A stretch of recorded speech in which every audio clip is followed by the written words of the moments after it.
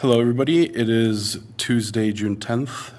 We are starting our closed session right now at 6:05. We have anything from our city attorney? Thank you, Mayor Pro Tem and council members. We have two items on closed session for tonight. The first item is public employee performance evaluation of the city manager, and the second is conference with labor negotiations. The name of the agency negotiator is the Mayor Pro Tem. Unrepresented employee is the city manager. Thank you. Thank you. We'll be back at our regular session. Mr. Mayor Pro Tem, if I could do a roll call real quickly, please, yes. just for the record. Council Agency Authority Member Barrios. Present. Council Agency Authority Member Taylor. Here. Council Agency Authority Member Warren. Here. Mayor Pro Tem Vice Chairman Torres. Here. And Mayor Chairman Shaver is absent. Thank you. All right, we'll be back. We'll now proceed in closed session at 6:05 p.m. Makes sense. That makes sense.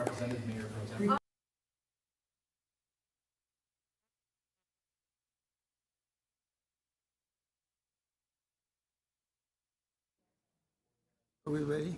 Yes. Okay. I'm going to call to order our regular scheduled city council meeting, successor agency, housing authority meeting for 6:30. A roll call, please. Thank you, Mr. Mayor. Council Agency Authority Member Barrios. Here. Council Agency Authority Member Taylor. Here. Council Agency Authority Member Warren. Here. Mayor Pro Tem Vice Chairman Torres. Here. And Mayor Chairman Shaver. Please all rise for the pledge.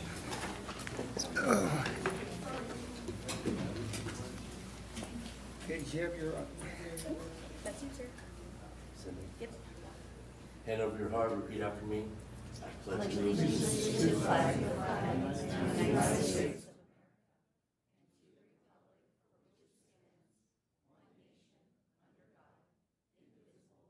Liberty and justice for all.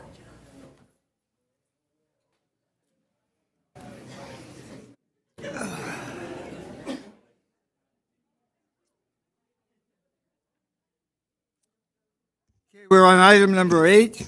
This is special presentations and awards. We're going to get a presentation during the midsummer through the autumn 2025 declaring wildfire awareness and prevention season within the city of Stanton. If you just read that, that'd be perfect. Okay, A little bit easier. just read that.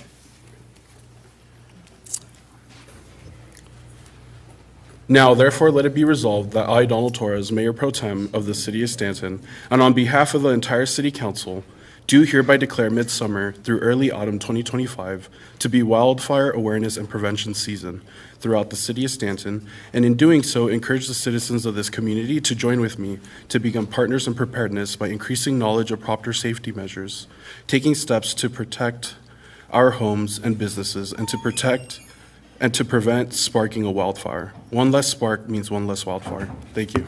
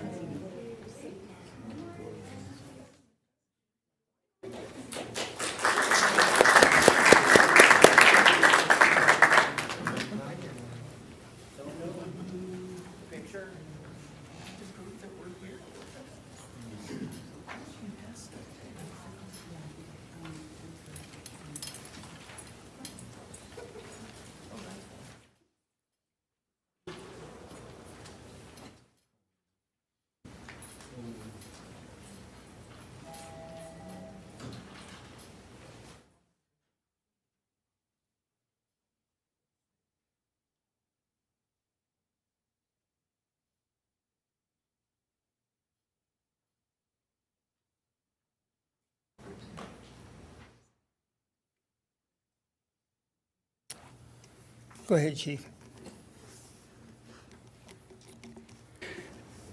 Good evening, Honorable Mayor, council members, and city staff. I want to say thank you on behalf of the Orange County Fire Authority and the people of Stanton, who we serve proudly, for your participation and partnership in this very important initiative.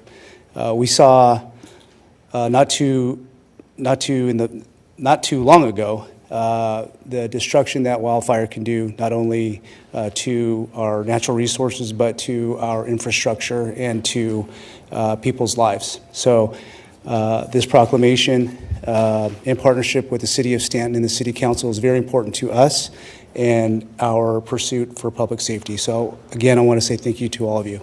Appreciate it. Thank you, Chief. And if you please let know all of the firefighters that are on watch, especially our ground crew and the people that go out into the urban, non-urban areas, tell them we wish them the very best and thank them for the great job they do.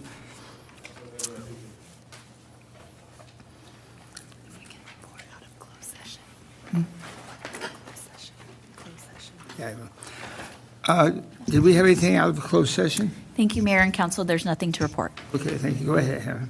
Thank you. Mayor and members of the council. As the council is aware, for years the city has been working on addressing issues related to homelessness. Most of this effort happens on a daily basis out of view of our residents and businesses. To ensure more transparency into our efforts and to better inform the community regarding the resources the council has directed to address these issues, I will be providing a monthly report on homeless outreach and other activities. For those interested in reviewing past reports, you can find those beginning in 2021 on the city's website at www.stantonca.gov under the Public Safety Department. The reports represent a very high-level summary of the efforts of over 10 employees who are dedicated in some manner to addressing homelessness-related issues. Tonight's report is for May 2025. Working as a team for the month of May, the city engaged in 131 proactive total client encounters, with 20 of those being new client engagements. The team received 150 contacts from homeless individuals, advocates, service providers, and the Orange County Sheriff's Department for service assistance, coordination, and navigation. When contacted, the city's team provides the following services: assesses the needs of the individual experiencing homelessness, offering shelter and connectivity to appropriate resources, offers storage at the city yard to individuals who seek shelter but cannot take all their personal articles with them, cleans up debris and trash left behind and provides sanitation and public property repairs, and provides residents and businesses with the outreach coordinator's direct contact information for additional concerns or assistance. For the month of May, 93 offers of shelter were declined. Staff did receive 18 requests for shelter, but shelter beds were unavailable at the time. 3 individuals were connected with interim housing opportunities, 2 with mental health services, and 5 with benefits assistance. The highest priority areas in the city for May, based on calls and field observations, were Beach Boulevard and Chapman, Stanton Park, Beach and the Dale Flood Control Channel, Beach and Lamson, Cerritos and Western, and Tina Pacific. Sometimes all the right pieces are lined up, but there are still obstacles to placement. Our homeless outreach coordinators have been working collaboratively with the county to support a client that was awarded permanent supportive housing at Aurora Vista, one of the city's 3 Project Home Key sites. Unfortunately, due to issues with his background check, he was unable to successfully move in. While this outcome was disappointing for all, our outreach coordinators continue to engage with the individual to identify alternative housing opportunities. One success story occurred during the past month when our homeless outreach coordinators worked with a male client who was highly engaged and interested in a shelter opportunity. Our homeless outreach coordinators were able to successfully place him in a shelter bed with the Illumination Foundation, where wraparound services will be provided. The male client has been at the location successfully for 3 weeks and is taking full advantage of the resources provided by the facility, and he is working towards employment and permanent supportive housing. While the city has allocated significant resources to outreach and has worked diligently to connect individuals to appropriate resources, the city does not tolerate antisocial or illegal behavior regardless of the perpetrator. As such, the city, through its code enforcement, public works, and Orange County Sheriff's Department contract, continues to enforce all violations of the city's municipal code and state law to the full extent of the law. That concludes my report for this evening. I'm available to answer any questions. John, go ahead. Opportunity here with residents present, can you describe what we are discussing with the budget regarding an increase in enforcement? For Orange County Sheriff's Department? Yes. So as part of the May 2025 budget workshop, one of the items that the council considered for inclusion in next year's budget is an increase to police deputies. And so the council did approve that at its workshop at an additional cost of $1.4 million. So starting July 1st, the city will have 1 additional motor and 5 additional deputies added to its patrol force.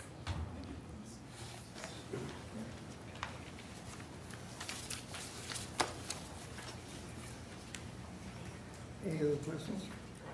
Okay. At this time, we'll move on to our consent calendar. All the items will be taken in one motion at this time. Did we receive any correspondence? Consent calendar items, Mr. Mayor, we have none. The audience that would like to address our consent calendar tonight? Okay. Go ahead. I need a motion to recommended actions 9A to 9N. Can we repeat that, please? Motion by Taylor, second by Barrios. Mr. Mayor, we have a motion by Councilmember Taylor and a second by Councilmember Barrios. All in favor? Aye. Anybody opposed? Hearing none, Mr. Mayor, all items on the consent calendar pass with a 5-0 vote. Okay. We're now moving to item number 10, which is public hearings. Today or tonight, the City Council of the City of Stanton is holding a public hearing today to consider increasing the rates for sewer, service charges, and fees. Tonight's public hearing is the last step in a long process of developing proposed sewer rates. Prior to tonight's meeting, the council has held a number of workshops, analyzed the proposed rate increase at numerous public meetings. At this time, I'd like to ask legal counsel to provide a brief presentation on the legal requirements for tonight's public meeting. Thank you, Mayor. Tonight's public hearing is being held in accordance with the procedural requirements for the adoption of new or increased sewer rates. These requirements are set forth in Article 13D, Section 6 of the California Constitution, also known as Proposition 218. Notice of this public hearing was mailed to the record owner of each property upon which the rates and charges are proposed to be imposed in any customer of record who is not a property owner within the district's service area. The notice was mailed not less than 45 days prior to the deadline for submitting legal objections to the proposed rates and at least 45 days prior to tonight's public hearing. I want to remind members of the City Council and inform members of the public that in order to ensure everyone is heard and that the public hearing is conducted in an orderly fashion, council members will not answer questions from the public during the public hearing. Instead, once the public comment portion of the public hearing is closed, council members and staff may address comments and questions raised by the public as part of the discussion and deliberation on the proposed rates prior to taking action. As the notice states, written protests may be submitted at any time before the close of the public comment portion of the public hearing. Written protests must be in writing and contain your name, signature, and service address or APN, your assessor's parcel number. If you have not yet submitted a written protest but would like to, you may submit it to the city clerk any time tonight prior to the close of the public comment portion of the public hearing. Electronic submissions will not be accepted. Additionally, oral comments will not be considered written protests. The public hearing will be closed after all members of the public who submitted a request to speak on this item have had an opportunity to speak. Thank you, Mayor.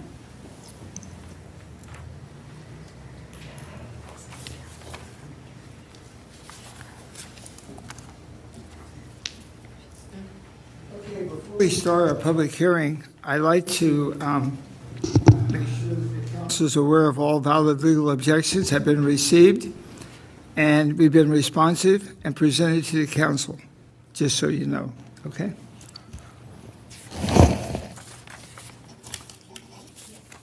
Yes. Based on the information, I'd like to ask for a motion and a second to proceed with the opening of the public hearing. Roll call, please. Councilmember Warren? Aye. Councilmember Barrios? Aye. Councilmember Taylor? Yes. Mayor Pro Tem Torres? Yes. Mayor Shawver?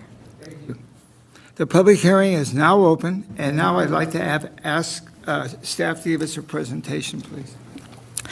Good evening, Mayor, members of the City Council, and those in attendance. I'm Michelle Bannigan, the city's finance director. I'm going to be bringing up Chris Fisher with our consultant, Wildan Financial Services, to give tonight's presentation.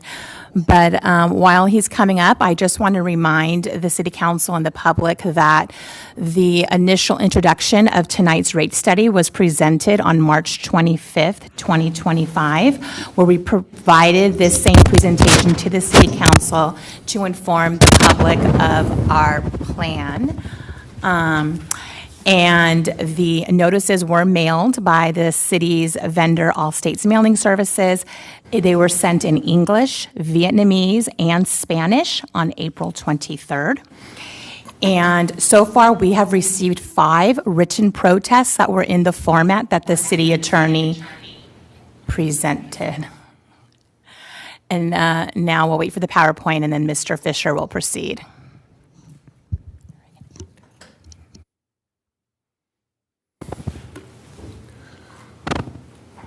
Thank you, Michelle. Mayor, members of the City Council, I'm Chris Fisher with Wildan Financial Services, and it's a privilege to be here this evening to present the presentation that describes the process we went through and the results of the recommendation. The data and information and results here are the same. They're consistent with what we presented earlier, but being presented again for the benefit of anyone attending and listening out in the public.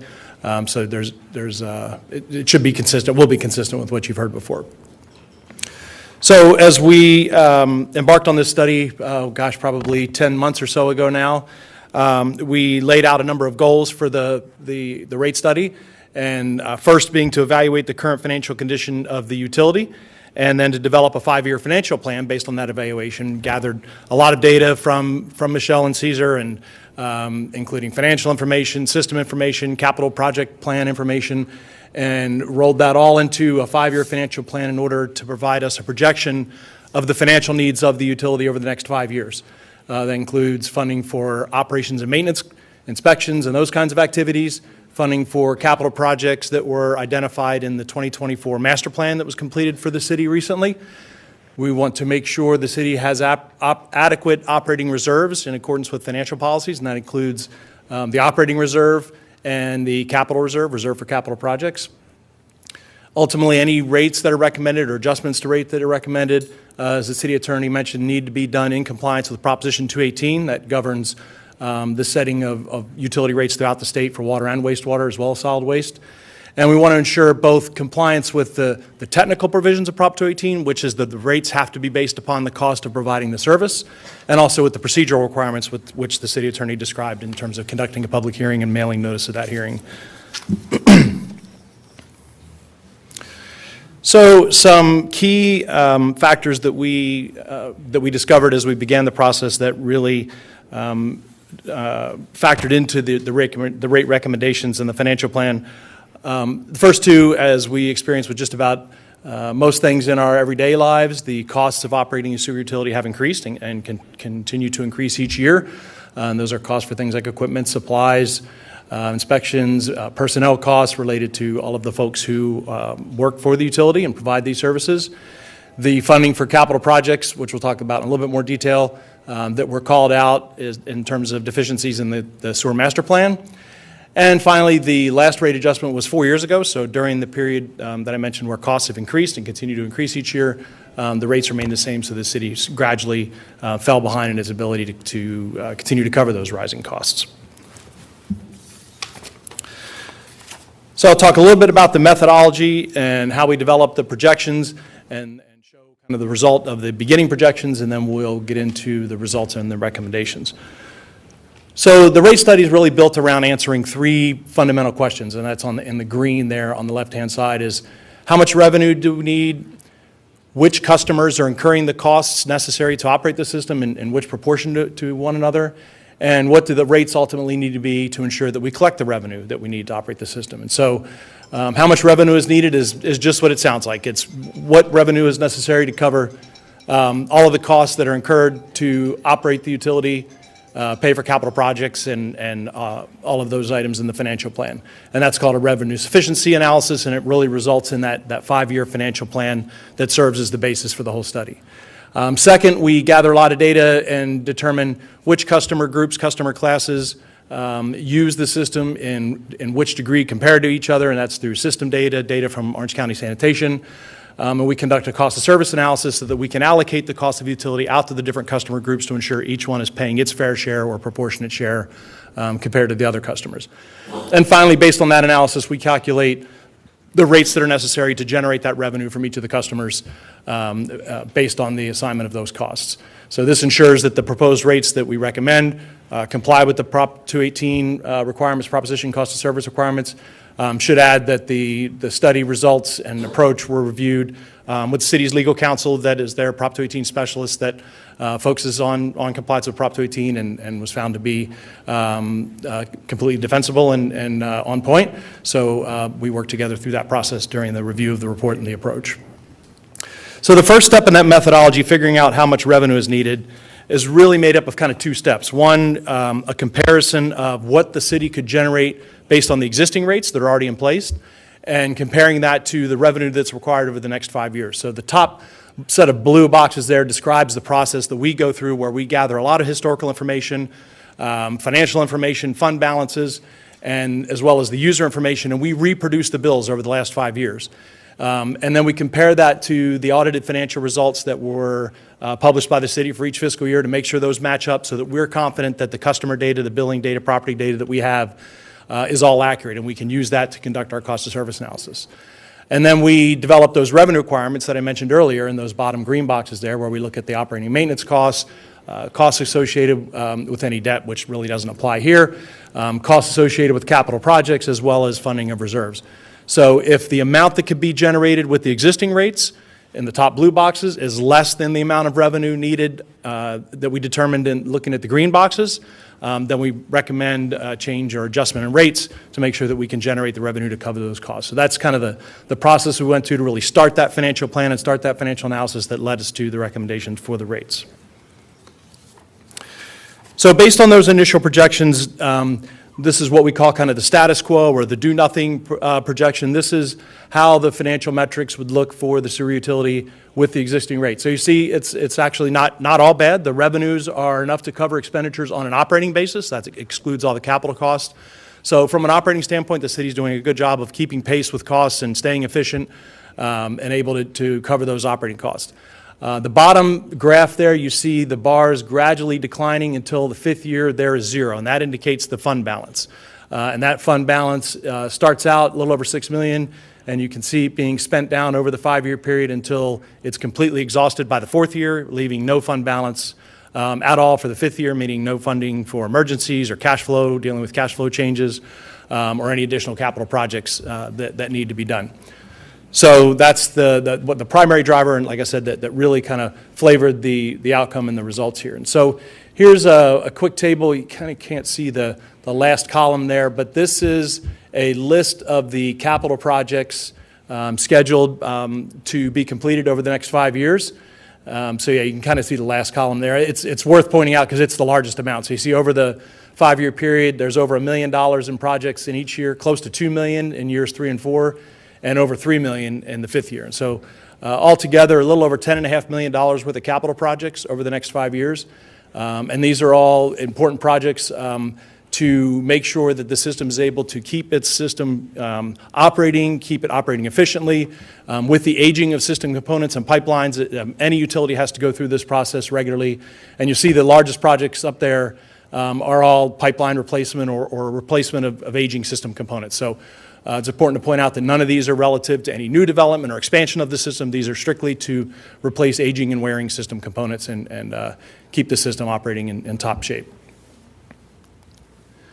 So based on the analysis that we went through, the determination of the revenue requirements, we recommended the schedule of rates that you see there on this slide. So these are the annual rates. That's important to point out. Many cities charge rates monthly or bi-monthly. The city of Stanton charges rates just annually. Those are submitted to the Orange County Auditor Controller, and those are rolled up into the property tax billing system. And so residents see this bill once a year when they get their property tax bill. So the current annual charge is $72.25. With the proposed change, that amount will go up to $87.42. So a change of about $15 for the year. And that's a little over $1.20, I believe. I'll get to that later, but a little over $1.26 per month if you look at it on a monthly basis. About $1.26 on a monthly basis, a little over $15 on an annual basis. And so the charges, there's 3 charges. This is consistent with the rate structure before. There were no changes in the structure or the approach of the rates. There's a single-family rate, a multifamily condo rate, and a mobile home park rate. The usage and the amount was determined for each of those based on their usage relative to a single-family rate. So the single-family is kind of the baseline, that's $72.25. And then based on information in the OC SAN ordinance mentioned there in the note, those are then scaled for different levels of use by different classes. And that, again, is consistent with how they also charge for the treatment of wastewater. So it's maintained that level of consistency. So here is what that annual bill would look like for each of the next 5 years based on the proposed recommendations. So again, in the leftmost column there, you see the existing rate at $72. And this is for one equivalent residential unit or one single-family unit. So it's kind of the baseline. Most of the customers in the city are single-family residential customers. So we use that as the baseline. And there you see that increase from $72.25 to $87.42. So a change of about $15. And then increases the next year by the same amount, and then again through the rest of the period. So the increase each year is about $2 a month if you look at it on a monthly basis, or about $15. And then in the last year, it increases close to about $18 in the last year.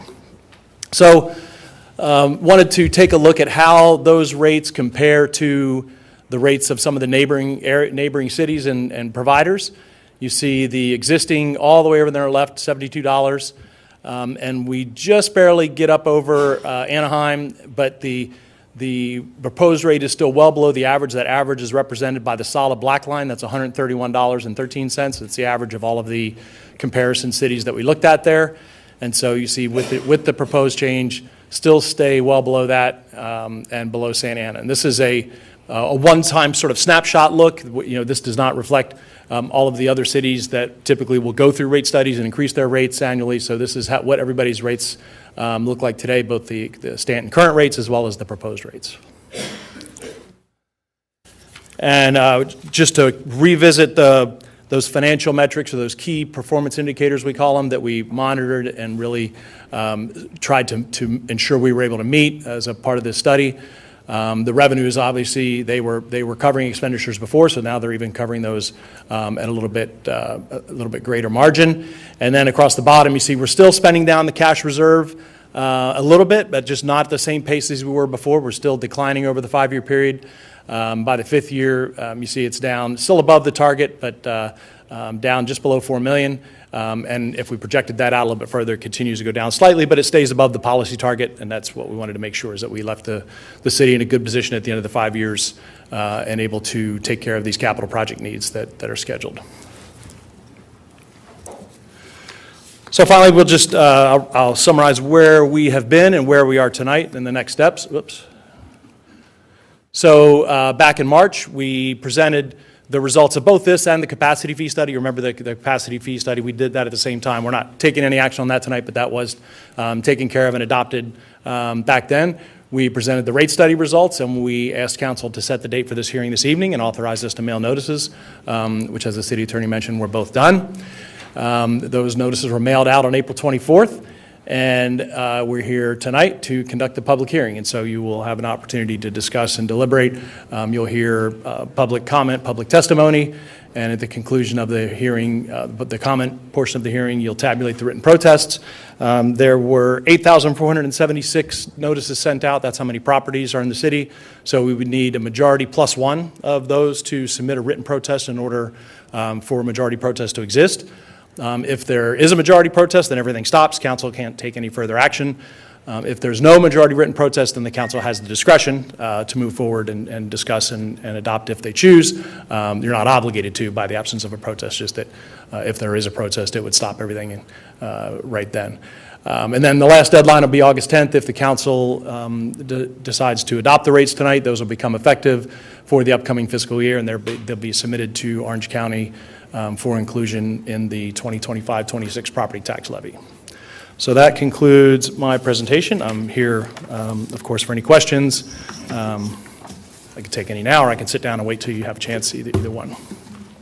Can you go back to a slide that shows cost? Yes.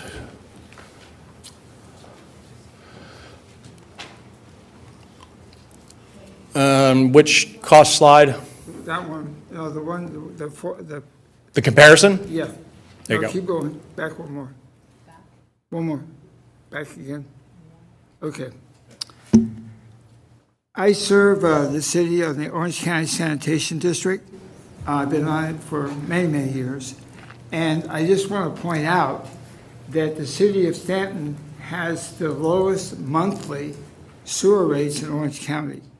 If you take $72 and divide it by 12, we're probably paying around maybe $6 or $7 a month for all our sewers over the years. The other interesting fact is that if you go to your other table where you compare it, That one? right now Stanton has the lowest sewer rates in the entire county comparative cities. Those other cities that you see there have not voted on their increases yet this year, and I will tell you, historically, we've always been at the bottom. So I just want to point that out at this time. Also, the Orange County Sanitation District, for its size, taking care of 3.5 million people, has the lowest annual rates for sewer treatment in the entire county. Any other questions? Okay. Thank you. Thank you, Mayor. We will begin receiving public comments. I want to remind the speakers that you have 3 minutes. There'll be no group presentations. The alarm over here will sound in 3 minutes, so please use your time wisely. I request that when you come up to the podium, you give your name and if you are a sewer customer in Stanton. If you remember the public present who'd like to speak, when I call off your name, please come up. Staff members and council will not be responding to questions during your presentation. We will not be interrupting you. Okay, at this time I have one speaker. I know it says water rates, but I'm really sure that it is sewer rates, I hope. Mr. Stephen J. Berger, please.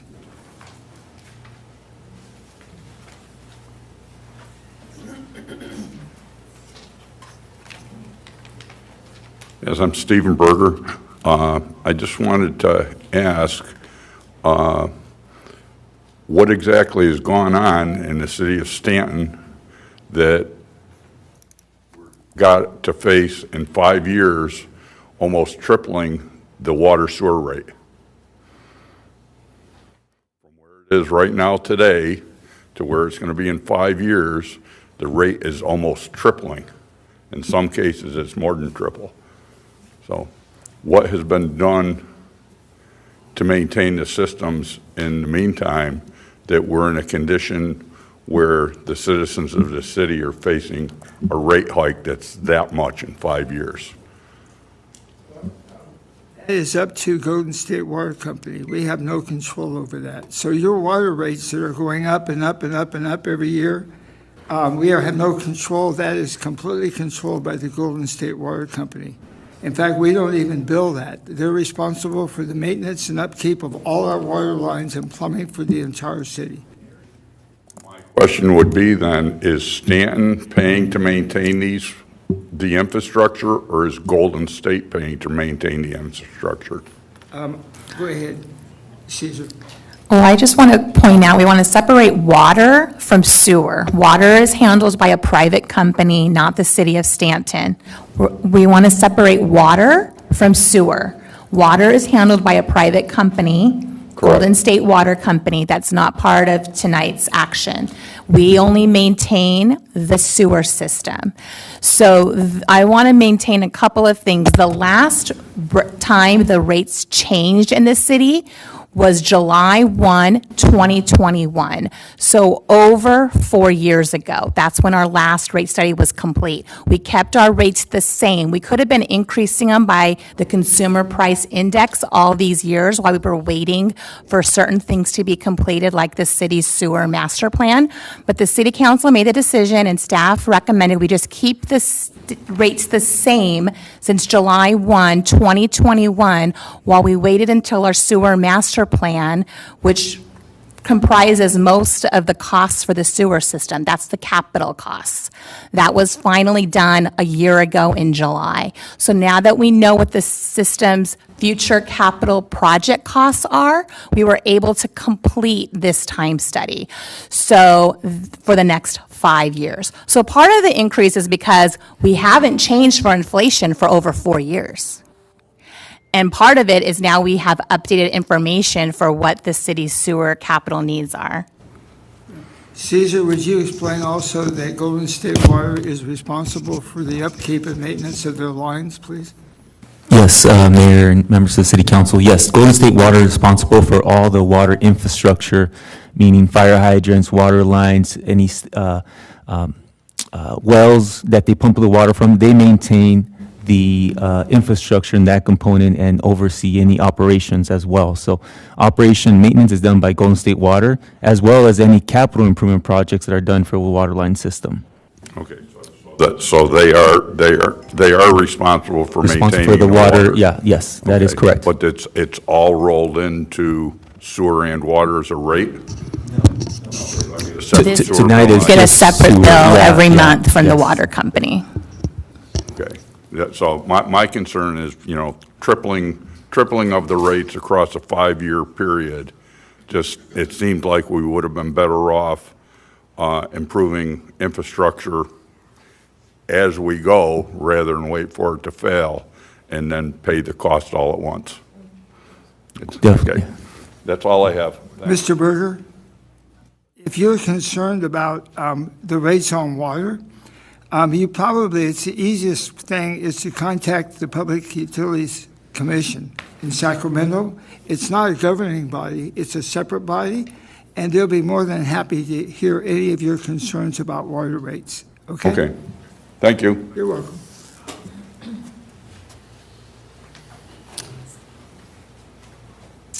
Is there anyone in the audience that would like to talk about sewer rates?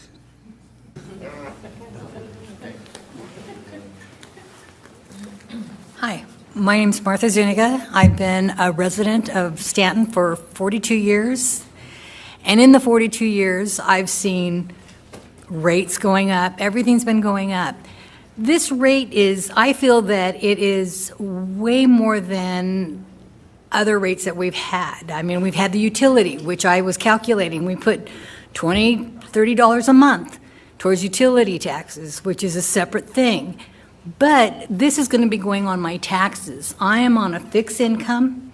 In 5 years, my income is not going to go up that big of amount, and yet I'm going to have a bill in November to pay this tax for Stanton. And I feel the same way.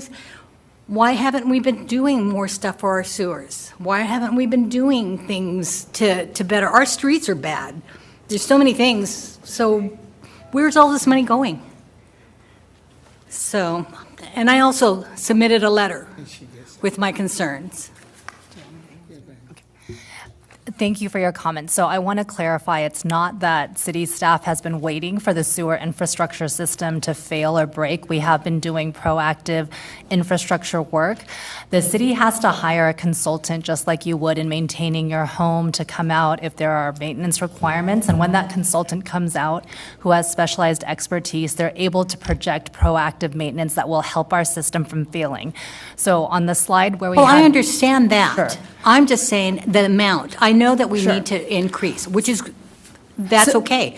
But to do such a big jump in 5 years, Sure. that's hard to take when you're on a fixed income. Completely understand, and I think that's good for the council to hear. One of the things that the council did previously was they chose to hold the rate for 4 years instead of doing the annual CPI increase, instead of kind of Well, building I that understand that reserve. also, because it used to be combined with another one, and then they separated so we could see.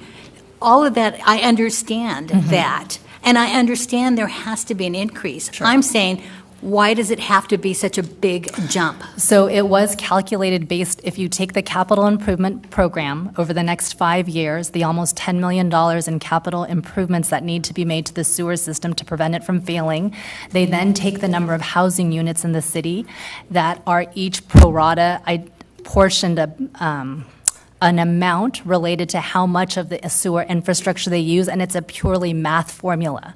So then they divide that out, and they do projections based on the current census, the current number of housing units, the $10 million of capital improvement programs that need to happen, and the number of people who have to pay into that system. And it's a purely mathematical formula that then generates, this is what the increase needs to be each year to maintain a reserve that would allow you to pay for what we know is going to need maintenance and any emergency service as well.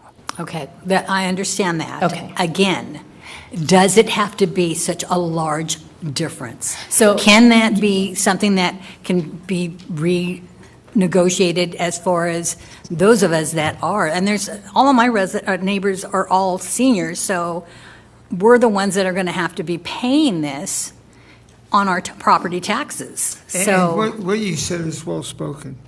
The point is what we try to do is, rather than going and giving you the total rate increase all at one time, we smoothed it over 5 years.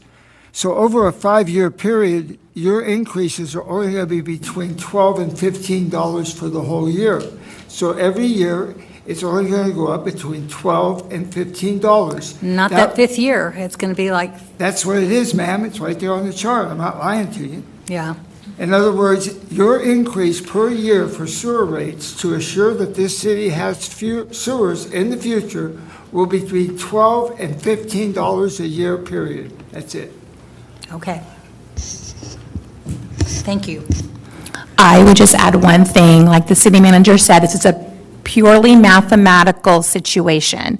So if the city council were to choose not to approve staff's recommendation and to either not increase the rates or to increase a lower amount, all that would mean is there would be a risk that we wouldn't have the money in those 4 and 5 years when the capital projects need to be spent, and we're just going to hope that those systems don't fail if the city doesn't have the money secured by that fund. And I want to make another point that this money is only in the sewer maintenance enterprise fund. It's not part of the general fund. It can only be used for sewer operations and sewer capital projects. It can't be used for any other city expense. Is there anyone else that would like to address the sewer rates at this time? Okay, seeing that no one wishes to speak. Hello, I'm been living right here for 20 years. I don't see you guys doing anything about it but the sewer. You guys increase all the money every year. You know, what happens with the money you spend 21? All the money you got, all the rates you got for 2021. Yes, so in that gentleman's presentation, he showed that we have about $6 million accumulated. And so in one of his charts where he showed if we did nothing, that $6 million, if we left the rates the same, would be gone in 4 years. So he is taking into account the accumulated $6 million that we've been accumulating. That's just for the capital. I mean, the rates we get every year, it pays for the maintenance and not just capital. There's over, if we look at the proposed budget tonight, there's about $1.5 million of just maintenance costs in tonight's proposed budget for next year. So that's what part of the rates goes for. It's operating and capital. Okay, so how many residents they had to pay on that much? How much money they had to pay a year? How many residents you got in Stanton, and how much money had to pay a year? Each resident, and how much can be the total in 5 years? All of that information is in the report. So if you look in the report, it breaks it out by each type of housing unit and the apportionment in the formula. So all of that information is in the report that's attached to the staff report. I already pay too much taxes every year, so you guys gonna increase my taxes again? That's crazy. I can't afford no more. Every year I gotta pay more and more and more, because you increase the taxes every time for sewer, whatever maintenance you have to do it. You guys do my pocket. Everybody's pocket. I don't see you guys doing anything about it, but the sewer fixing anything. I've been living 20 years. I don't see you guys doing any maintenance in the sewer. So what's all the money? Well, the good news is the upcoming increase in your bill for sewers is $2 a month. And for $2 a month, you can now be assured the future of our sewer system that takes care of all our sanitary needs in the city is well taken care of. So a lot of people that don't agree without increase the amount every year. Anyway, thank you for your comments.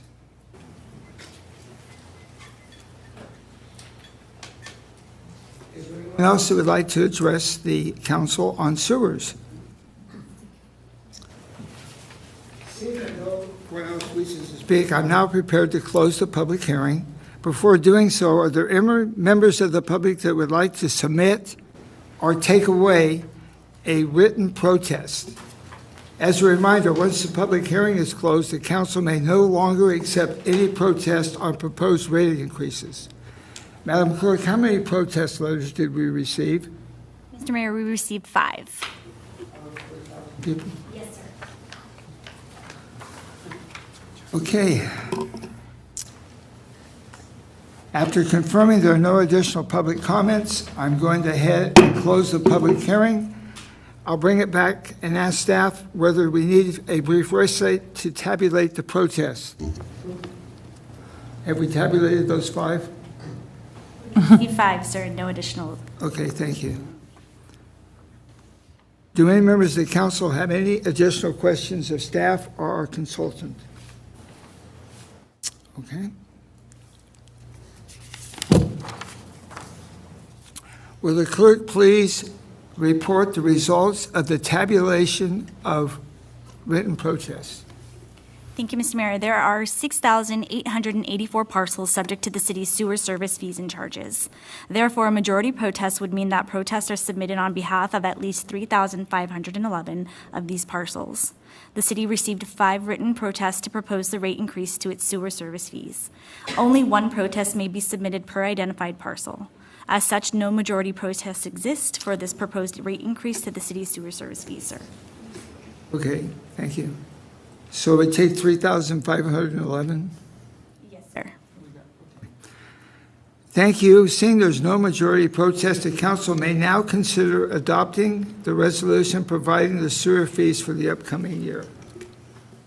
Any discussion?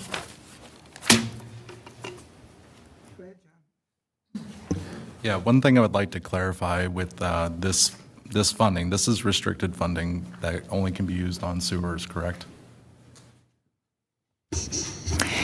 Yes, this is recorded in a separate fund. It's not in the city's general fund. It's a separate fund of the city. Okay, thank you. Any other questions? Okay, I'll move it. Roll call. Thank you. We have a motion by Mayor Shaver, a second by Councilmember Taylor. I will now proceed with the roll call vote. Councilmember Warren? Aye. Councilmember Barrios? No. Councilmember Taylor? Yes. Mayor Pro Tem Torres? Yes. and Mayor Schaver. Yes. Thank you, sir. Item passes 4-1. Okay.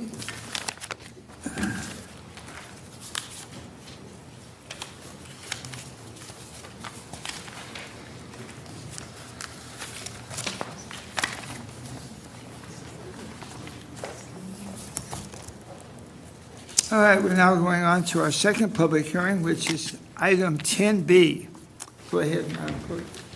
Thank you, Mr. Mayor. Item 10B is a public hearing relative to the placing an annual levy of assessments for the installation, maintenance, and servicing of public lighting facilities and median islands within the boundaries of the territory included in the Stanton Lighting and Landscaping District Number 1 for fiscal year 2025-26 pursuant to the Landscaping Lighting Act of 1972. Ms. Bannigan?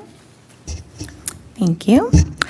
On May 13th, the City Council adopted Resolution 2025-11 approving the engineer's report and Resolution number 2025-12 declaring its intention to levy and collect the annual assessments for the installation, maintenance, and servicing of Stanton Lighting and Landscaping District Number 1 for fiscal year 2025-2026.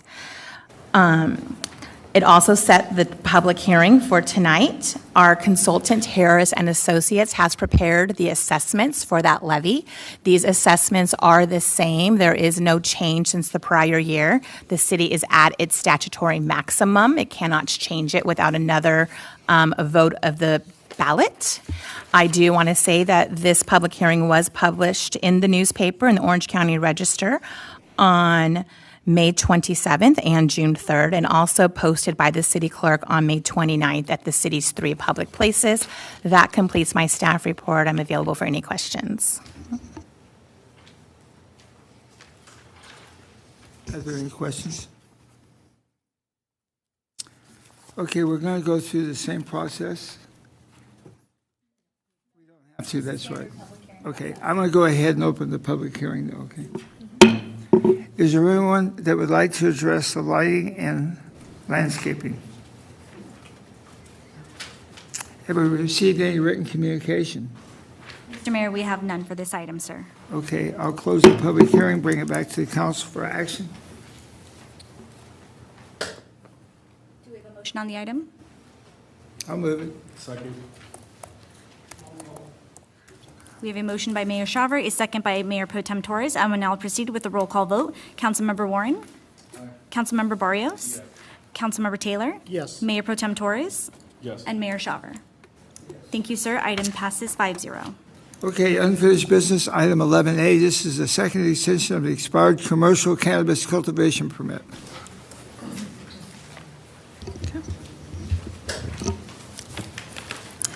Good evening, Mayor, members of the council. This report serves as an update to the City Council meeting of March 25th, 2025. At this meeting, the council deliberated the consideration of extension of expired commercial cannabis permits. The council had previously adopted ordinance number 1142 in April of 2024, which allowed for a 36-month extension of the expired commercial cannabis cultivation permits and provided that the applicants exercised an extension agreement with the city and paid a tiered fee schedule subject to provisions within the ordinance. The council's direction to staff at the March 2025 meeting was to prepare a first amendment to the cultivation extension agreement and execute the amendment upon collection of overdue fees. As of the deadline, which was May 29th, 2025, Culture Stanton Store met all of the council's requirements by paying past due fees and executing the First Amendment. However, Stanton Fresh Farms was non-responsive as of the deadline.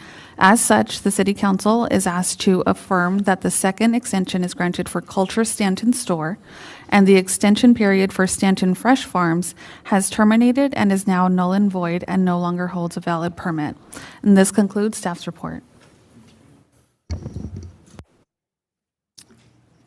Is there anyone in the audience who would like to address the council on item 11A? Correspondence? We have none for 11A. Bring it back to council for recommended action. Is there a motion? I'll move it. I'll second. A voice vote would suffice. All in favor? Aye.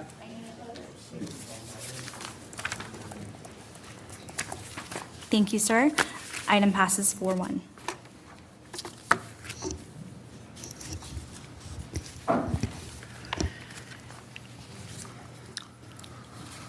Okay, 11B.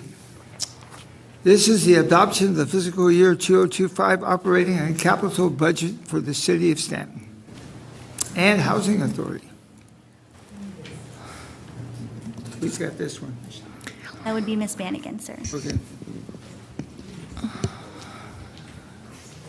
This one will fit into the screen here.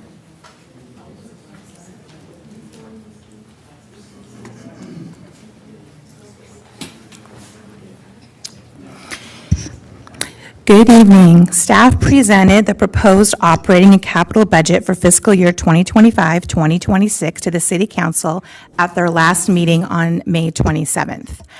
Staff has incorporated the impact from the direction we received during that meeting, and tonight we are presenting the final proposed budget to the City Council for adoption. The final proposed budget document is included as attachment A to the staff report.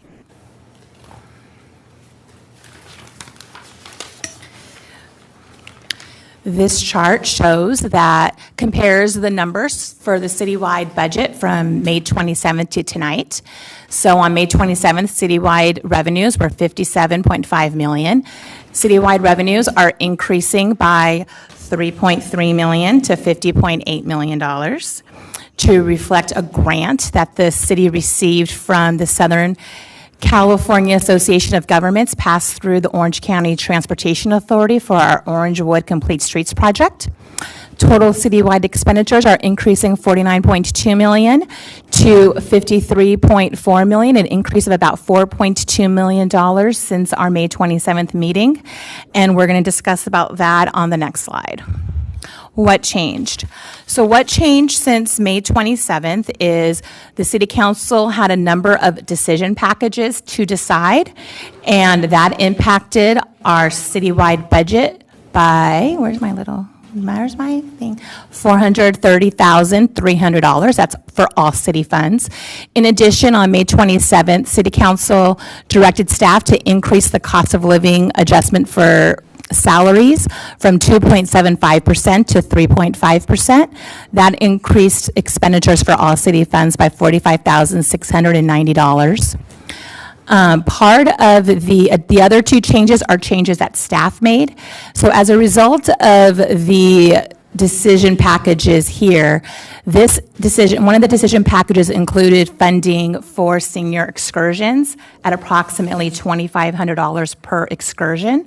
That was just the general fund portion of the cost. That did not include transportation costs for those excursions. So we've increased the budget for those 4 trips to $4,800. These are not general fund costs. This funding is going to come from our Senior Mobility Transportation Fund, which is a grant funding from the Orange County Transportation Authority.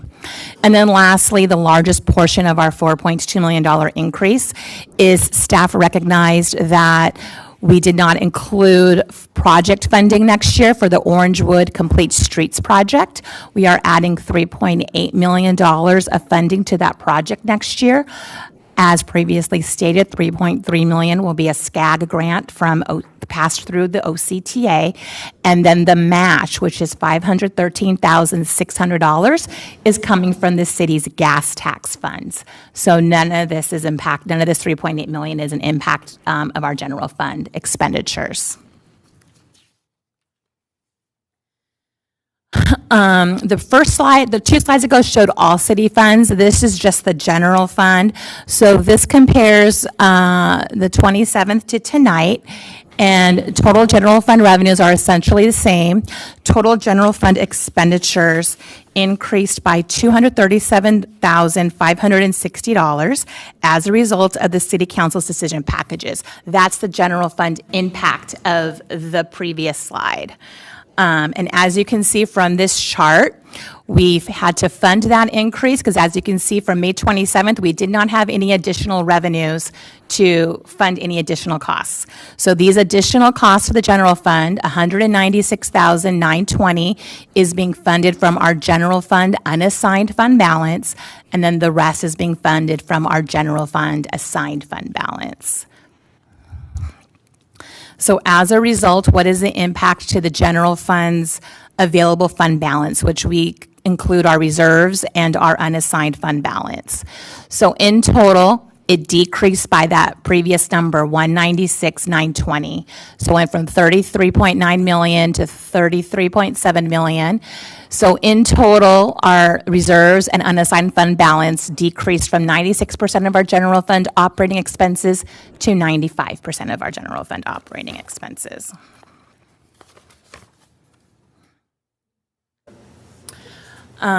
This just shows the change in our CIP going up 3.8 million from what we showed you on May 27th to tonight.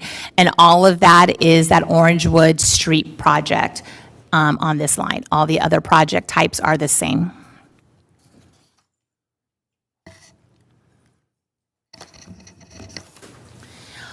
Because the Housing Authority Board is separately adopting a resolution to adopt the Housing Authority's budget, I have this slide just to show the comparison of what was proposed on May 27th and what is proposed tonight. It's a very nominal difference, and the only difference in expenditures is the impact of the cost of living adjustment to the employees that are funded by the Housing Authority. Overall, the Housing Authority's revenues are decreasing by 19% from the fiscal year 2024-2025 adopted budget, and expenditures are increasing by 2% from the fiscal year 2024-2025 budget. The revenue decrease is due to the increased vacancies in the Tina Pacific properties as residents have relocated. If the Housing Authority budget is approved as proposed, then the Housing Authority's available fund balance is expected to be $4.3 million by June 30th, 2026. And in addition, the Housing Authority has $1.9 million in the fiscal year 2024-2025 budget that is set aside for relocation for Tina Pacific residents, and any unspent amount from that will be carried forward to next year. Before I proceed to the other action items tonight, that completes my wrap-up for what's changed on the proposed budget, which covers attachments A through C of your staff report. Does the council have any questions, or can I proceed? Tax revenue. Not on this one. We went through the proposed budget in detail on the 27th, so this is just a recap of what's changed from the proposed budget. Yeah, the reason I'm bringing that up is because most of my constituents in the city, the people that actually live here, don't realize the fact that we get so little of the property tax dollar. 14 cents. Yeah, so it's my opinion that for every dollar in property tax in the city, we get about 13 cents, right? Correct. So the other 87 cents goes everywhere else but Stanton. So a lot of people say, well, you're getting $85 million in property tax. Where is it? Well, of that 85 million, we probably end up only having 7. The rest of it leaves the city and goes elsewhere. Yeah, we have about 10 million proposed in next year's budget. Okay, thank yes. you. Okay, I'll move on to the other attachments included with our annual adoption of the budget. There are other routine matters that we ask the City Council to approve that are related to the budget. So attachments D through F, so D, E, and F are related to personnel matters. So when the City Council adjusted the cost of living wages for our salary schedule, that is, we have to adjust that on our resolution, adjusting the city's employee benefits and salary schedule. That's included in attachment D. So attachment D reflects the 3.5% wage increase for all the salary grades, except for the part-time staff that are in salary grades 1A and 1B. They will be getting a 1% increase. And then the only proposed benefit change staff has is changing how we pay our employees who are on-call. Currently, they are paid $38.50 per week, and the proposed change is that they would get paid $35 per day. Those same changes, as far as the on-call pay, is included in the personnel rules, because that's covered in our personnel rules in attachment F. In addition, the human resources manager consulted with our legal counsel to incorporate some other wording changes to be compliant with AB 2499, which changed some expanded leave protections for employees who are victims of or have family members who are victims of certain acts of violence. So we have incorporated those leave expansions in our personnel rules. And also we have changed our timekeeping of how staff takes leave and how they take overtime. And rather than tracking that on a half-hour basis, tracking that on a quarter-hour basis every 15 minutes. So the changes to the personnel rules are a lot. So we did a red line for you in attachment E so you could actually see what those changes are. But the resolution and the quote-unquote cleaned version are included in attachment F. And that is, attachment F is what we are asking council to approve. Attachment G is what we call, in layman's terms, the appropriations limit. Article 13 of the California State Constitution limits the amount of appropriations the city can appropriate from tax revenue. The city is required to complete this calculation every year. Our limit, our appropriations limit for next year is $88.1 million. The appropriations that are subject to that limit is $29.3 million. So the difference is $58.8 million. So the bottom line is we are well under the state mandated limit, and we are asking the city council to approve the resolution attached in attachment G. The other items included in your packet are the reserve policy in attachment A. Sorry, my glasses are not being nice. So attachment H includes the red line version that staff is recommending to the changes of the reserve policy, and attachment I is the resolution with the clean version. Our reserve policy requires the city council to review and adopt a reserve policy every year during the budget process. Staff's recommendation is that we change our reserve for our sewer capital assets. Our current policy sets a target of $1 million for a sewer capital asset reserve. However, staff is recommending we remove this requirement and instead establish a working capital reserve of 50% of the sewer maintenance enterprise fund's operating expenses. This is to be more in line with the rate study that was approved earlier tonight, which basically takes all of the excess money from the rates and puts it in our separate capital projects fund. And instead, we want to retain a portion for operating expenses and then send the rest to the capital. So as you can tell, we have like over $19 million over the next 10 years in capital. So a $1 million sewer capital reserve doesn't make sense anyways. So that is what staff's recommendation is that we have a working capital reserve for operating, and then all the excess revenue in the sewer fund is set aside for capital. And the investment policy is another policy that is required to be reviewed by the City Council every year. The city's consultant, Chandler Asset Management, Inc., has reviewed the policy, and they just made a couple of wording changes to be in line with state law that went into effect January 1, 2025. The redlined version is included in attachment J. The cleaned version is in attachment K. This does not require a resolution. It's just council approving the policy. It does not change what investments we can or cannot invest in. All of that is the same. It's just changing some words and definitions. Lastly is related to our contract with the Orange County Sheriff's Department. At the last meeting, we discussed changes to our staffing plan. So the current staffing plan proposed in next year is attached in attachment M.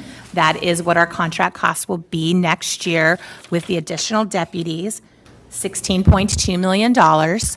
And also in attachment L, we are going to be in a new 5-year agreement. The county council is requiring us to sign a new template, and so that restarts a new 5-year agreement. So city staff is requesting you to authorize the city manager to execute that. And then lastly, we have some housekeeping items that impact this year's operating budget before we close and roll into next year.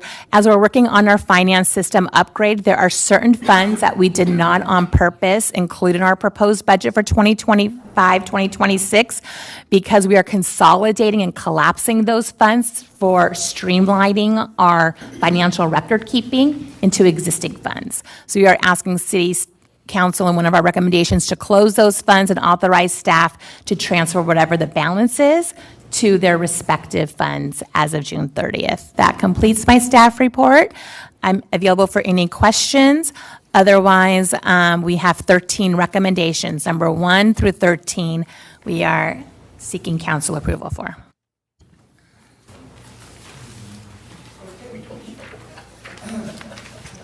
I just want to let the general public know that when we pass, or if we pass 11B tonight, included in it is the hiring of an additional 6 deputy sheriffs in the city of Stanton.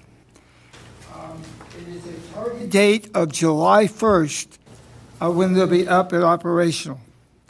The reason we're doing that is because we want to increase the ability to provide to the public increased quality of life issues. We want to make a safer community. We also, hopefully at that time, will have an idea before of exactly how the program is going to work so that we can share that with you, the public. We have several ordinances that we passed about a year ago that we would really like to get enforced. These are all dealing with transients in our city and the crimes that are in our city. We hopefully, with the increase in law enforcement, will be able to address some of the many issues while continuing to do the outstanding job on our high priority calls. So we're really looking forward for this opportunity. I think it's money well spent. As you know, the city spends about 70% of our budget is on public safety, because we believe that public safety is the most important thing for not only our business community, but for the residents that live here. Go ahead, John. I would like to just expand on that too, in saying that you hear from a lot of cities out there about their police budgets ballooning or so forth. And in this case, in approving this would actually be the first increase in sworn personnel that we'll have seen in the last decade. And so upon approval, I would be saying that I applaud council's efforts in making public safety such a priority. Because, I mean, some of us, just last November, were walking and talking and maybe met some of you out there and heard from you very vociferously at times how you felt about conditions out there. So I just wanted to put out that little clarifier. And I had one really minor question.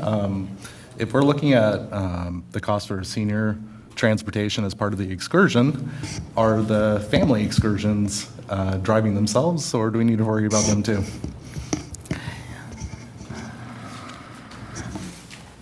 We only have access to grant funds for the senior mobility transportation, so the family excursions are paid for out of general fund. Anything else? Okay, at this time, is there anyone in the audience who would like to come forward on item 11B?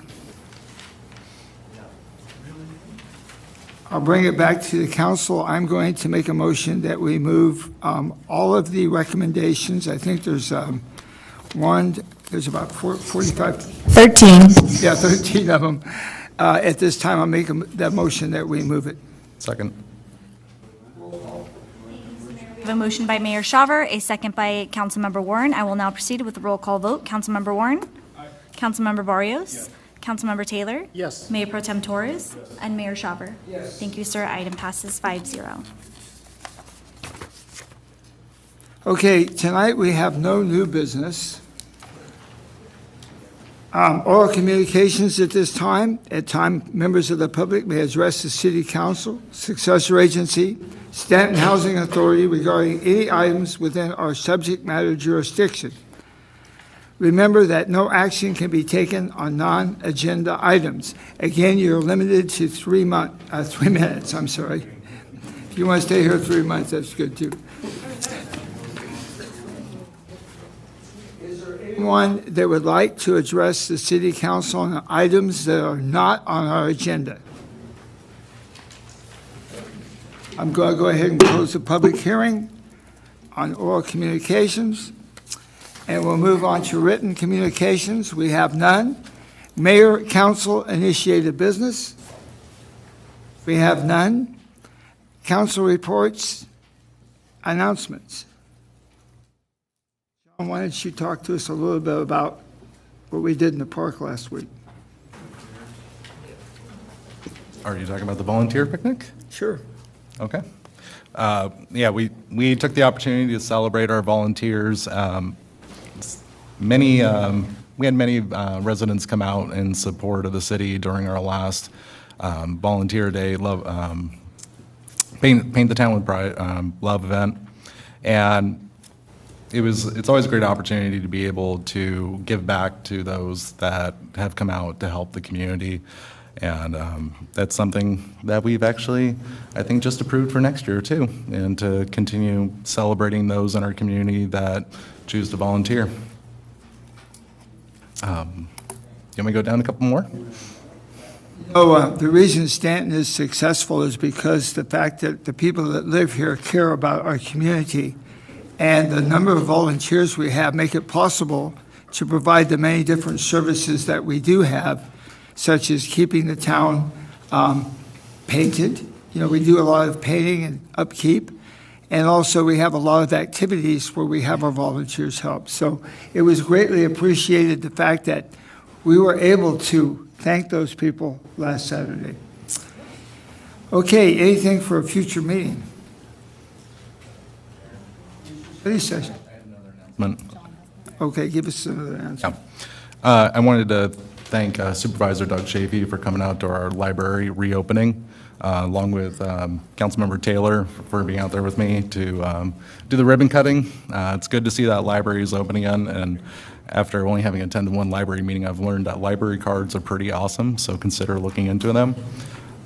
Some other things I wanted to put on there is I attended the OC Best and Bravest Award, out celebrating our firefighters that put their lives on the line every year, every day. Then last thing, I wanted to congratulate our Senator Tony Strickland on his office opening, of which me and Councilmember Barrios attended.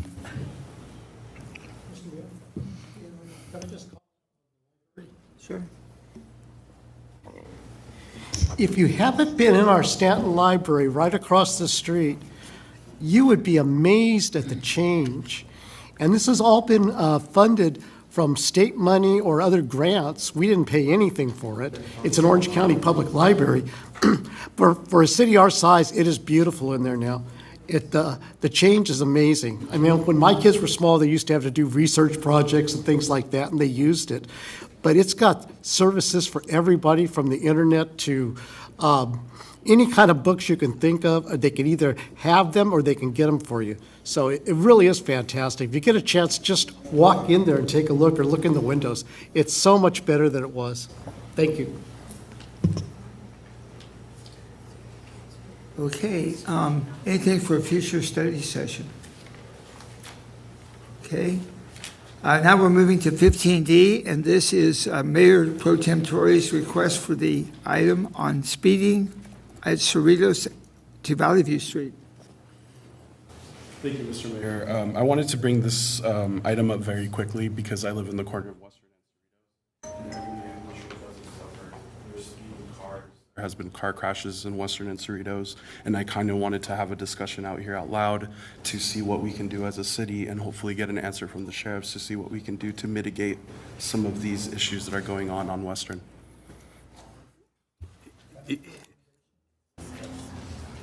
Sorry?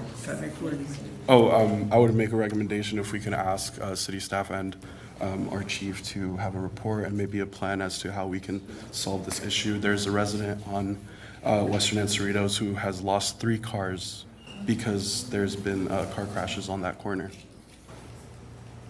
I think, Mention that it's not just Western and Cerritos. I'll second, Speeding all over the city. I'll second your request with this caveat. In about, 19 days, hopefully we'll have our new second motor. When we get our second motor, we'll probably be, hopefully ask that he start there. And then we'll share the two of them citywide. And I think that will really help a lot. So we'll wait for the increase in patrol, and then after we'll see what changes have been made. Right, well, you know what's nice too is that our chief is pretty good about strategizing, so he can actually put them where they need to be. But remember, we can always call in all of the motorcycles from different areas, and we can have one exciting day where we actually try to encourage everybody to do the right thing, especially people on Beach Boulevard. So I have a couple of options. As long as, we could get a plan, as to what can be done about these areas, that would be great. Staff can prepare a report and bring back some of that information at a future meeting date. Thank you. Regarding Western too, and I think this is part of next year's plan, is that Western's going to be seeing some improvements in terms of repaving. And I know that's been something that quite a few residents have asked for. And am I correct in that? Yes, that is correct. We are looking at the design of Western Avenue, and then after that, move into construction. And we're actually looking for a grant opportunity to help with funding for construction of that part of that section of Western as well. Thank you for that. And another thing, and this came up in a previous meeting, was talking about using cameras for enforcement. I want to mention that I noticed yesterday that Garden Grove has taken down their cameras and are now just changed them out with flock cameras. But regarding speeding, yeah, I back up to Beach Boulevard, and sometimes it feels like an airport. So. We may suggest collaborate with Anaheim because Western and Ball. I'll say it again. So we might think about collaborating with Anaheim PD because Western and Ball is Anaheim, and as they go north and south. Yeah. Any other comments? Okay, so you guys okay with that? Does this item receive consensus? All in favor to move forward with the report by staff? Aye. All ayes, hearing no nays. City Council item receives consensus and we'll move forward with the report at a future meeting. Thank you, Council. All right, we're now on 15E. This is a city joint initiated item. Our council initiated item is discussion regarding consideration of a joint recognition effort relating to Stanton Depot. Councilmember Warren? Bringing up this item, you'd be hard-pressed if you go around Stanton and try to find history. Lord knows I've been trying over the years, and there's fragments here and there. However, one very important part of our history happened to leave the city back in 1951, and it now resides over in Knott's Berry Farm, and that would be the Stanton Depot, which you can find right over by the Ghost Train. However, while many properties in Knott's Berry Farm carry signs on them telling you what the history of that building is, such as the schoolhouse or the church, which have little informational pieces to tell you where they came from and why they're there, there's no such recognition of Stanton Depot. If I may, Mayor, I had a resident or person who wished to speak on this item. Okay, I don't know. Yeah. Okay, we do have a request from the participants to speak on item 15E. Marnie Griffith, please.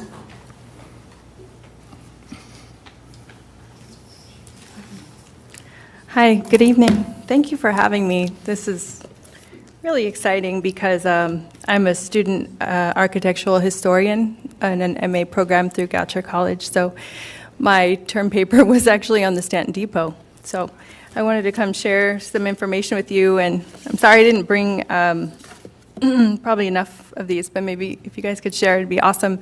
I wanted to dispel some of the information that's going around on newspapers that Stanton Depot and Hanson are one and the same. So I brought some photos so you guys can check it out and kind of see where everything was, and a little bit, I'll tell you a little bit of historic context so you guys can know about the history of your great city.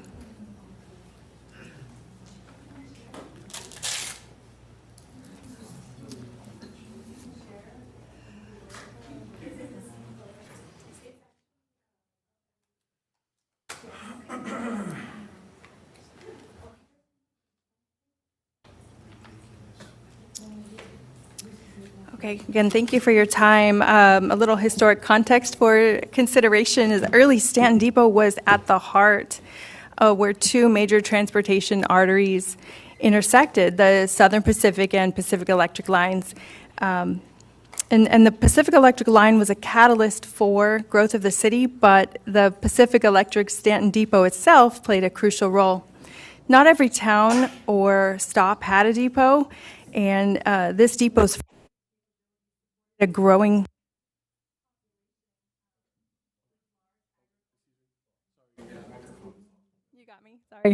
with large agricultural exports. It was able to support with its freight capabilities, bringing commuters from LA as they purchased land that the Pacific Electric had influenced real estate endeavors. So also the depot could accept transcontinental delivery of goods such as building materials, which were distributed to Pacific Electric lines from Butte Yard, which is just at the topmost part of the southern line on the map in Vernon near LA.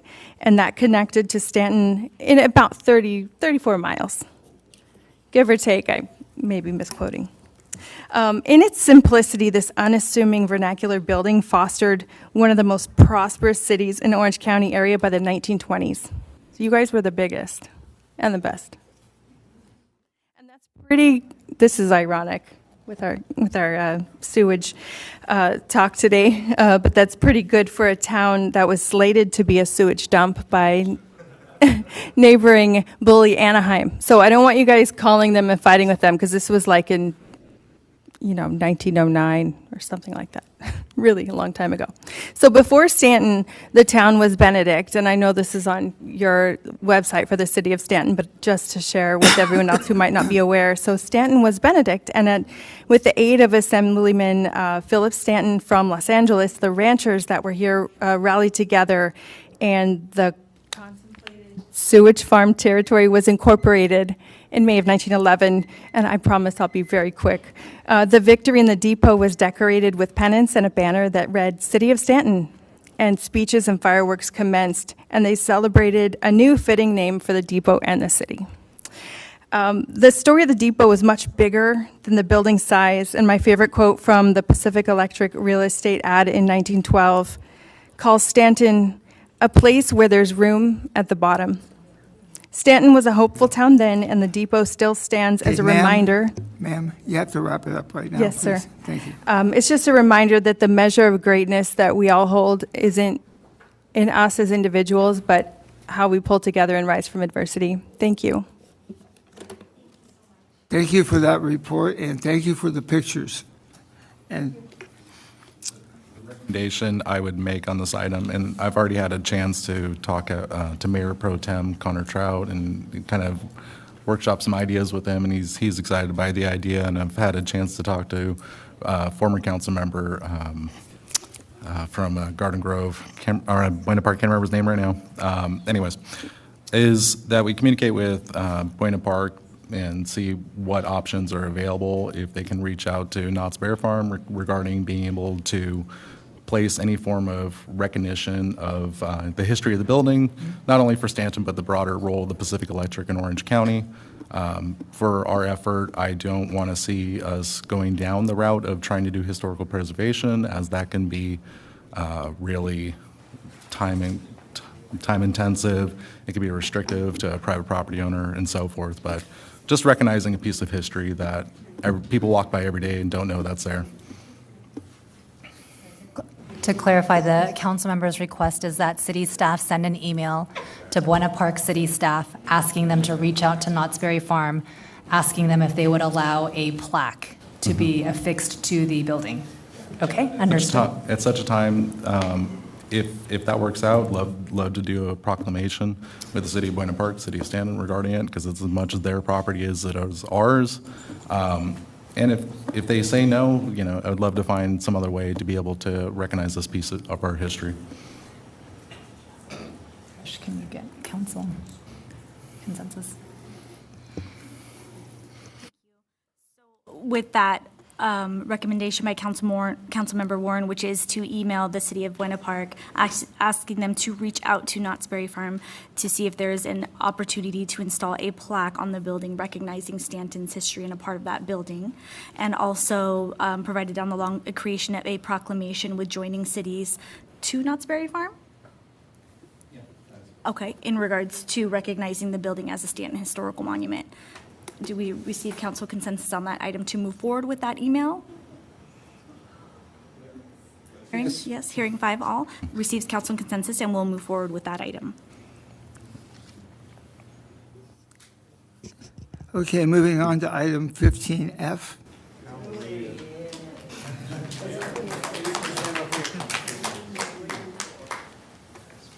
Okay, at this time, we have a couple of people who'd like to speak on this item. So we'll begin, first of all, with Kim Moyer, please.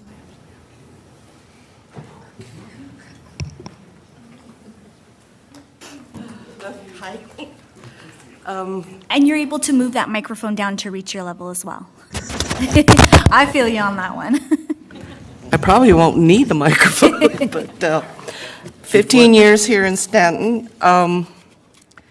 I live here in the mobile home park, and Ma'am, can we take the question from our council member before you get started? Is there a way that they can say what mobile home park they represent? You can ask them for that. They don't have to give it, but if you would like to share which mobile home park you currently represent or reside in. Well, You don't have to. see, I'm basically new to this situation. I just got involved basically today. A couple of the people, my neighbors and such, are here to ask you guys, I believe, to consider some sort of help from you guys. We're all low income. We need help as far as maybe rent control, affordable housing, low income housing maybe. And we're requesting you guys to help us, please. On your website, is there like a question and asking setup that we can talk to you guys? There's no like chat function on our website, but you can always send us an email, and if you would like to talk to a council member, we can facilitate that, and you can always call in and talk to staff or stop by City Hall, and we're also available to provide information. Really? We can't communicate with you guys, leave a comment? Oh, absolutely. I mean, you can send in an Please come and email. grab my card if you have any Yeah, issues. you can My send an card's up here. email, you can call them directly, but I thought you were asking if there was a way to chat with them via our website. Yeah, hopefully, yeah, that. It Get doesn't have a information. it doesn't have a back and forth feature where like if you I don't type. know. Okay, but you can send an email and they can respond to you. Okay, okay. And then on, I believe is 11B, 11A. What was that?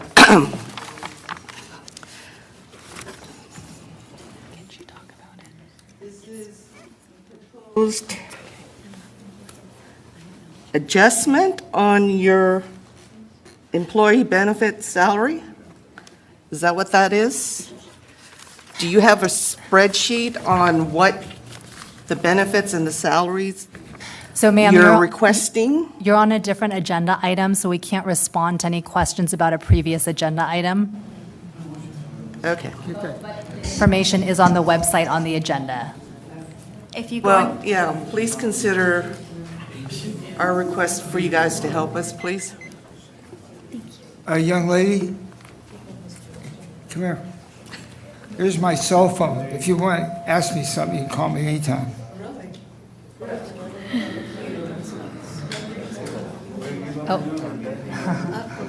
Kim, they're offering you their cards as well. All of them.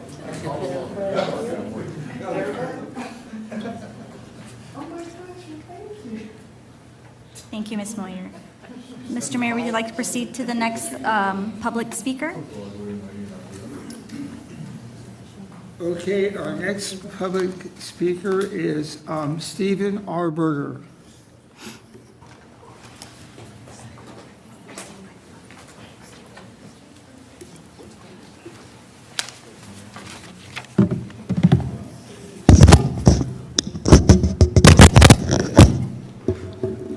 All right, hello folks, Stephen Berger. I'm a resident of Fernwood. No point in hiding it. I think I'm all over the city right now. As she stated, we need some help here with the rent stabilization control, the threat of rent control. We need something. Get started here. Star Management either owns or runs our park. Here's their website. Dedicated to providing the best value in housing while maintaining the highest integrity. You go into their services. What do you see? We can prepare a detailed market rent analysis to assist you in rent increase strategies, property value evaluation for the owner of the park, rent control issues, host of other stuff. They're basically stealing from us. I mean, this happens all over the country. They buy a mobile home park, just start nailing the rent up, kick people out, then they get to keep their homes.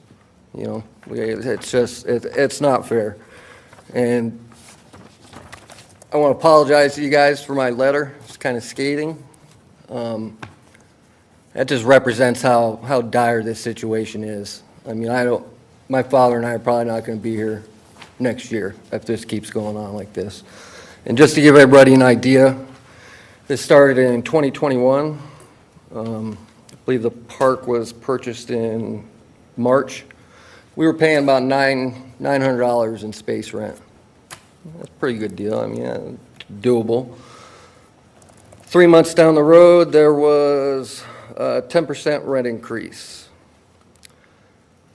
What do we got here? Another 6 months forward, we got a letter saying our property's been reevaluated.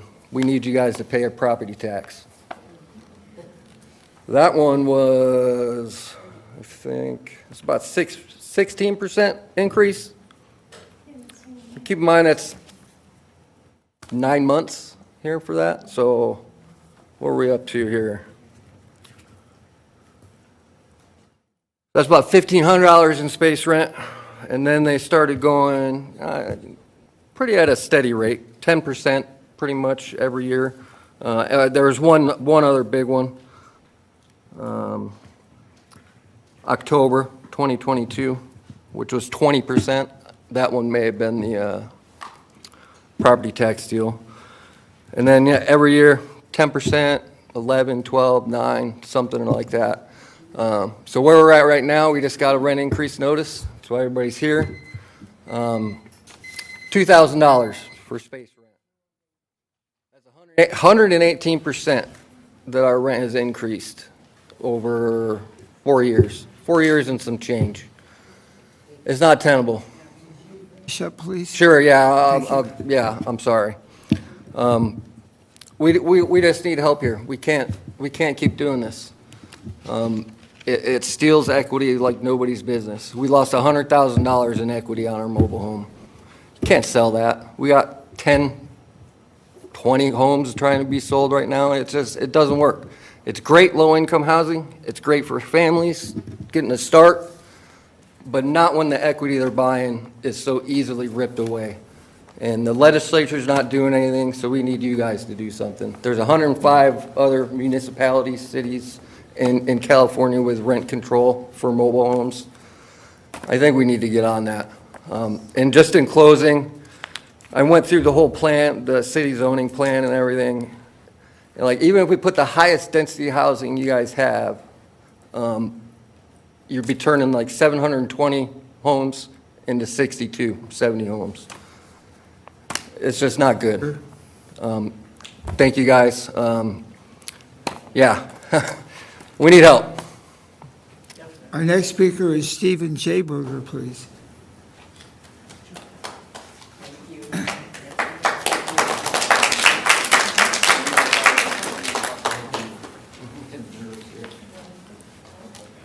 That's Stephen J. Berger.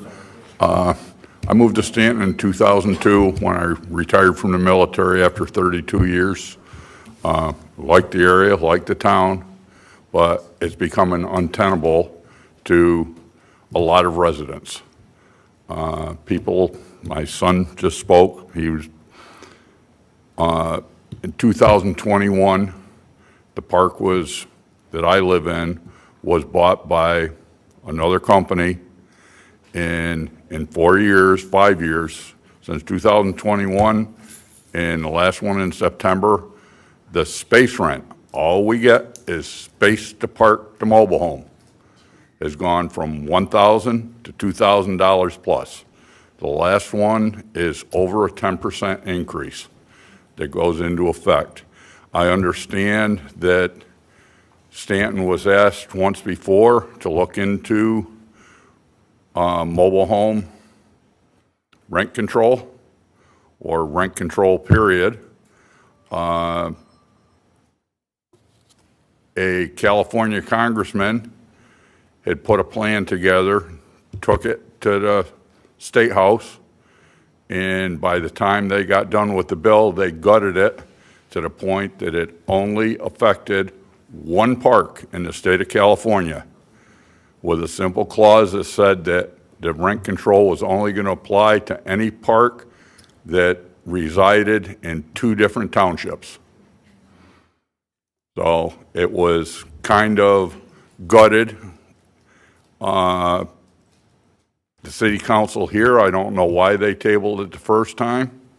I really hope that you reopen it and take it to heart. You've got a lot of mobile homes, a lot of residents. They have nowhere to go, and it's just out of control. Having rent double in 4 years, right? I now have to work, after retiring after 32 years, I have to work a full-time job to be able to stay in California, right? It's gotten that bad.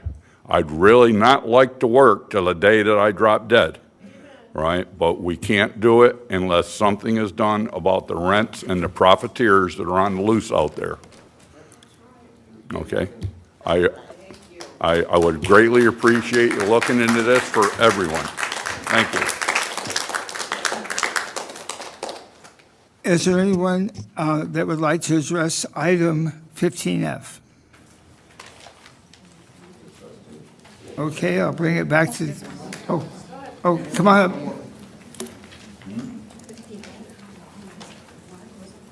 Good evening, Council. My name is Wendy Pratt, and I live in the Fernwood Mobile Home Park. I was an employee with Stanton for 7 years, about 13 years ago.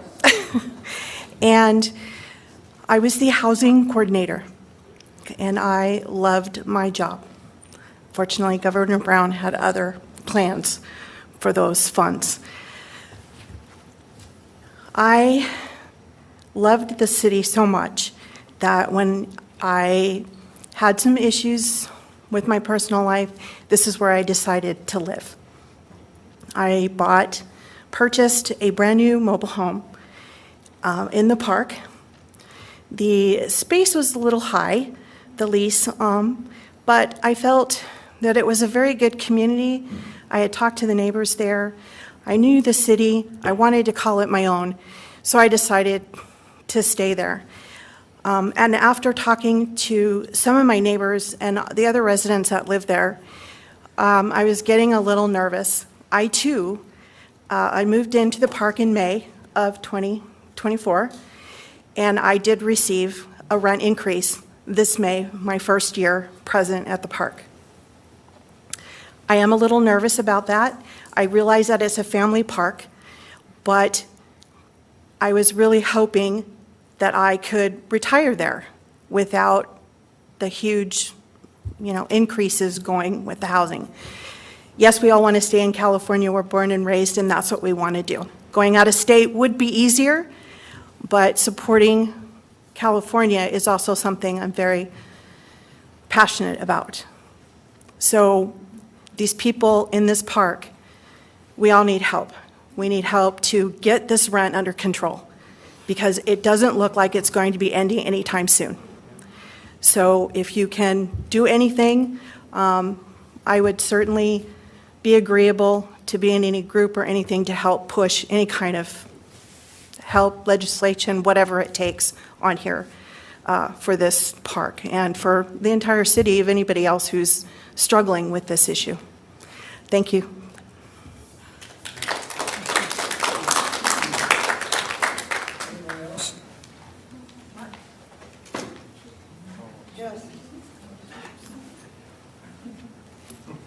From the sounds of everybody else, I don't think our park might be as bad as some. I can't understand it. Lower the microphone, please. Oh. Thank you. I said we're not as bad as some other parks, I'm sure. That doesn't matter.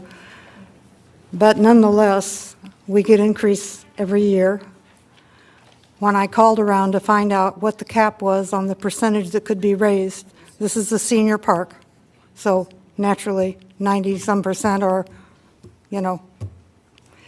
on Social Security. And I called, I must have made 15 calls being sent from one place to the next. Nobody in the city here knew. There is no cap, percentage cap on what they can raise. It might be bad enough for people who are still working, but people who are on a fixed income, that's pretty discouraging. And these last years, I've been in the same park for 37 years. And before the last 5, 6, 7, 10 years, at least they kept up the park. We were still getting raises, but now they don't even keep up to me what they expect us to do. So thank you very much. I'm Audrey Walker from Plaza Pines.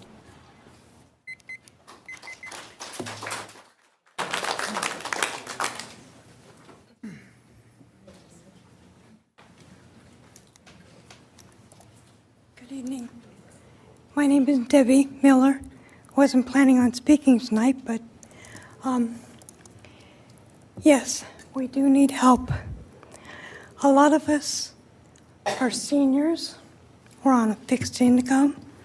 I'm new to Stanton. I just moved here in 2020. I moved from Garden Grove after a divorce.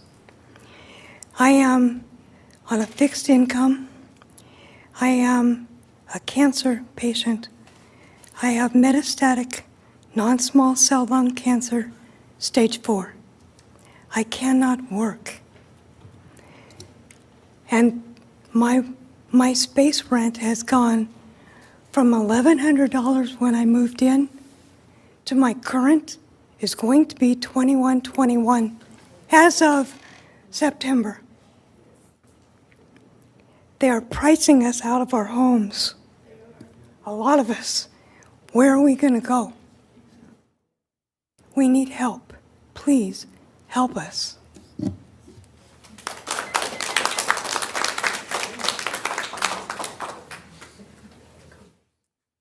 Good evening. My name is Pamela Cooksey, and I have been a resident of Stanton for 45 years. I live in Plaza Pines Estates is where I live, and we're all seniors and we're all on fixed incomes, and I just don't understand. I need somebody to make me understand how, when you know people are on fixed incomes, but you continue to raise the rent, and where are we supposed to come up with extra money from to pay the rent? Not only that, the quality of the parks are currently going down, down, down. We have no no kind of pleasure, no kind of joy. It's just do this, do that. But we need some kind of input, some kind of help, some kind of direction to help us. With the skunks, with the coyotes, it's out of control. You know, you can't walk your dog, you can't go outside. It's unlivable. It's miserable. And to be perfectly honest with you, I'm not sorry, but I'm fed up, but I have just had enough, and somebody has to do something. I'm saying you have to take a step and do something, okay? Because we just can't continue to live like this. People are dropping dead like flies. They just can't survive. Thank you very much.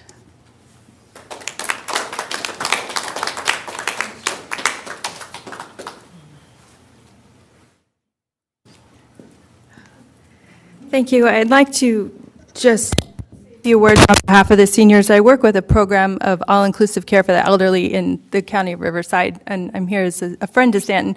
But I just wanted to provide context to those who may not know that typically for a fixed income for a single individual senior is anywhere between $1,200 to $1,400 a month. So just to let everyone know kind of what they're working with, I just would have liked to share that.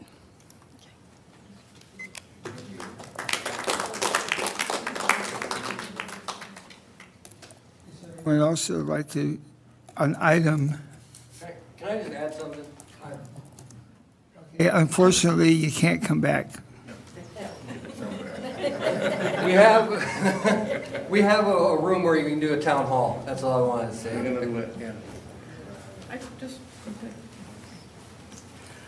Hi, my name's Chris Manning, and I live in Fernwood Mobile Home Park. And all I want to say, it's true that in the last 4 years that our rent has gone up $1,000, and mine has $1,018. And so it's the last one was $188.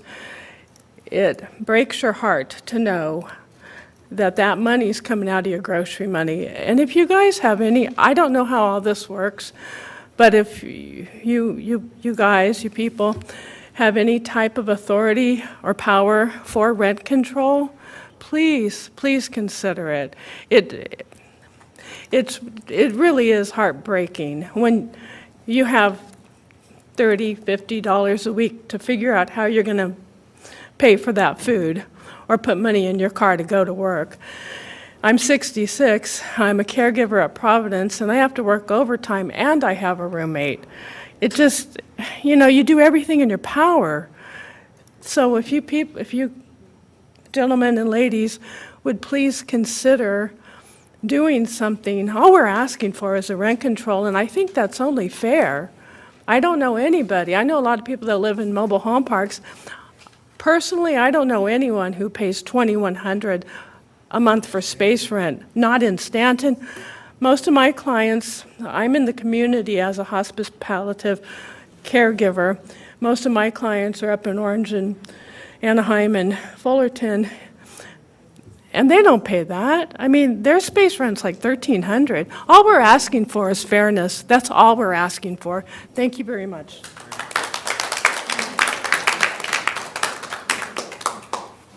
Okay, anyone else? Good evening, everyone. Just to wrap it up, I'm one of the newbies at Stanton.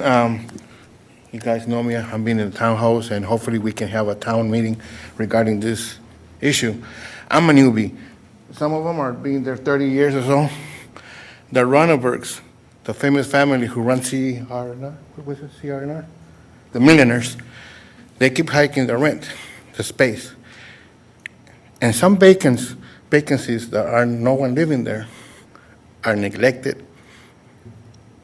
They technically own it. And some of the neighbors, we have to volunteer to clean it up. The millionaires from CRNR. You don't know it? Millionaires. And they keep raising the rent and don't even maintain it. I don't know if you guys have any jurisdiction or any power, but they're rich. They own, I heard, they own Stanton. I'm sarcastic, but I'm tired. I'm about to retire. I'm going to be in the same situation like them. So it would be nice if we can address it in some town meetings and start this ball rolling. Please. Thank you.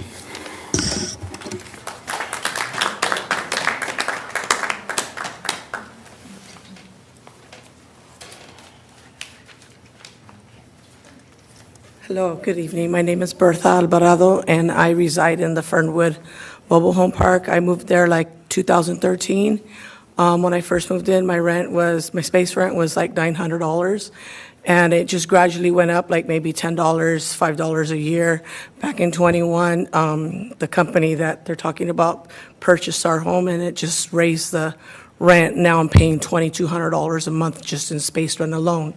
I'm a single income home. I'm raising 2 grandkids, 5 and 3 years old. It's terrible there. I mean, it's a beautiful home. I love it. We moved from Santa Ana.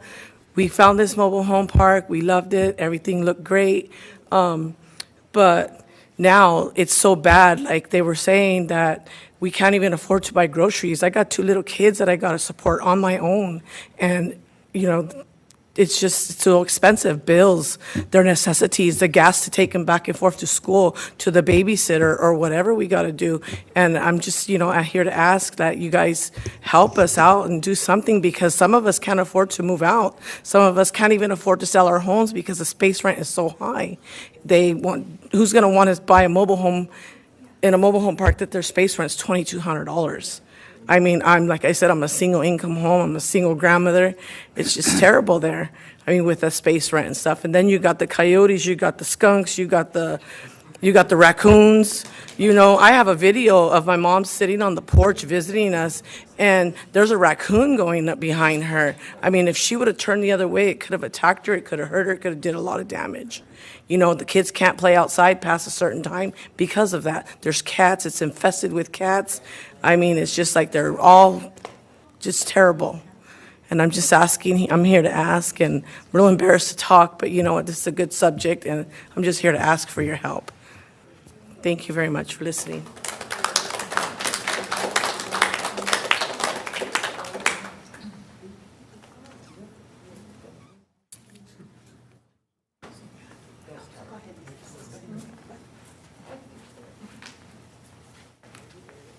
Good evening. I live in Fernwood. My mom moved there in October of '97, so that's how long we've been there. And the rent was very reasonable at first until 2021 when Star Management took over. They raised the rent. We had started out with the rent when they came in at $927. That was from March to August. From September to December, $1,020, a hike of $93 that year. 2022, just starting January, it went up to $1,188. That was from January to October. And they raised it $168. Well, November to December, they raised it another $187. And that was $1,375. That lasted till September. Then they raised it again to $1,572, a rate hike of $197 for 23. 24, they raised it to $1,769, another rate hike of $197. This year, they're raising it, my rent, $177, and in September, it will be $1,946. That's over $1,000 from when they started in 2021 to now. That is a lot. I've had to change several jobs so I can keep up with this. I'm a single mom. I've had to have my brother move back. My brother owns a house, and he's renting that house so he lives with me so he can help me with this. And that's not fair. I was going to retire. No, I'm working, and I have to, like I said, I had to change several jobs to keep up with the rate hike. I have to be there at 6:25 every morning to work. So that's my life. And I was going to retire when I turned 65. That's not feasible now. That's it. If you could help us, we would truly, truly like that. Thank you.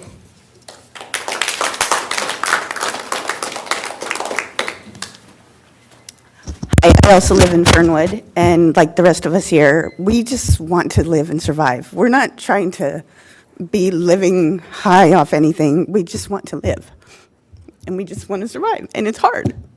And the way they're doing this, we don't have anywhere to go. For all of us. I mean, we all know each other, and it's wrong what they're doing. I had a kidney transplant 15 years ago, and I can't go anywhere else. And so we need your help, and I don't know if that's possible. I mean, is that something you guys can do? Or suggest, or put it on a ballot, or something? It's extremely hard for us to live. $1,000 in 4 years is ridiculous. It's actually less than that. And I don't know what they think that how much can they go on us? I mean, it's not stopping. And I feel bad for people that are worse than I am. And, I'm on a fixed income because I'm disabled from the kidney transplant. And, it's caused a lot of stress on my health. And, everybody I know is paying a high rent in Orange County, but some of these people also pay mortgage, and it's a lot for good people that have had to move out because they couldn't afford it. And we're all like a community of people that are really nice and that like each other, and we're not able to have that anymore because people are moving out because they can't afford it, and they're having to move out of state or whatever they're having to do. But basically, if you can just understand where we're coming from, bottom line, the numbers are the numbers. I mean, we're all the same. We've been increased about $1,000 now, but it's hard for all of us. And we're not the only mobile home park. I don't know what the other mobile home parks are doing, but this one has gone out of control. It's just not right. And it's not fair to anybody. And I mean, they're just making money off of us, and they're not really doing anything to improve our way of living. It's actually decreased. So if there's anything that you guys can do to maybe help us, even just to get like a rent cap or something, because they're not going to stop. They're going to continue to do this every year, and they move the months that they change it. It's like first it was November, now it's September, now it's August, to where they can get more months off of us. And it's just not right. It's just not right, and something has to be done. And I think that you guys are the only ones that can probably help us. And that's all we're asking. Oh, thank you.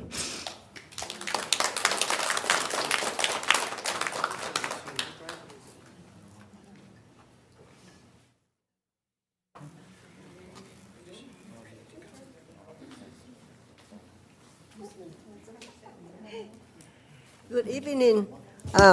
My name is Stephanie Wing. I live in Purton, Fernwood Mobile Home Park. I'm a single mom. I moved in there 1916. I really love in this city. I feel very safe in Stanton. And when I found mobile home at the Fernwood Mobile Home Park, I really like it because that's a nice area. And when I lived there, the previous owner, they increase every year 3%. We agree. $25, $30. It's okay because everything is increased. The living cost is more, and we agree. But after when the 2021, the new owner, they take over, and new management, staff management, they come in and they increase us like more than 10%. The first, when the previous owner, I pay $1,125 a month. And when the new owner, they came and they increased me to $1,237 beginning September 2021. And after 3 months, they increased more, $168. I have all paperwork over here, all the letter, memo here. And in 3 months, resident in that mobile home had to pay $400 more. That's impossible. We cannot affordable, but where can we move? Everywhere expensive, and we have to live there. But every year, the new owner, the staff management, they increase my mobile home, my space, $180. $88 a month. And I have to pay tax, help the new owner pay tax. I pay tax for my mobile home every year, but I have to help the new owner pay tax too, pay the property tax. Why? They take tax from us.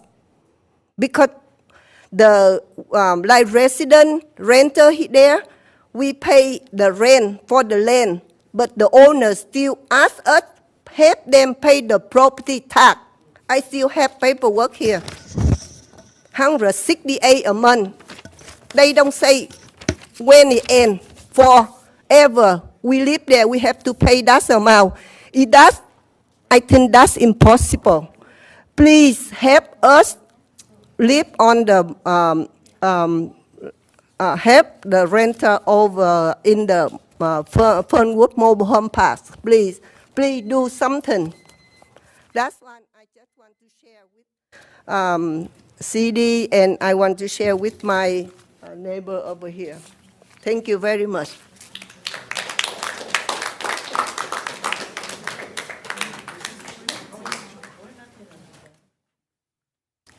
My name is Jenny Lacayo. I live at 10550 Western Avenue, which is Fernwood Mobile Home Park. My understanding is that the mobile homes were designed to help the people of lower income. Now the income that we need in order to stay in the parks is not lower income anymore. I don't understand either. Why is it that if it was geared towards helping people of lower income, why do these investors, which are multi-billionaires, come and want to make profit off of the people who can't afford it? So that's just my quandary. And I've been living in the same place for 20 years. And my rent is going to be $2,100 effective February 1st. September 1st. Thank you.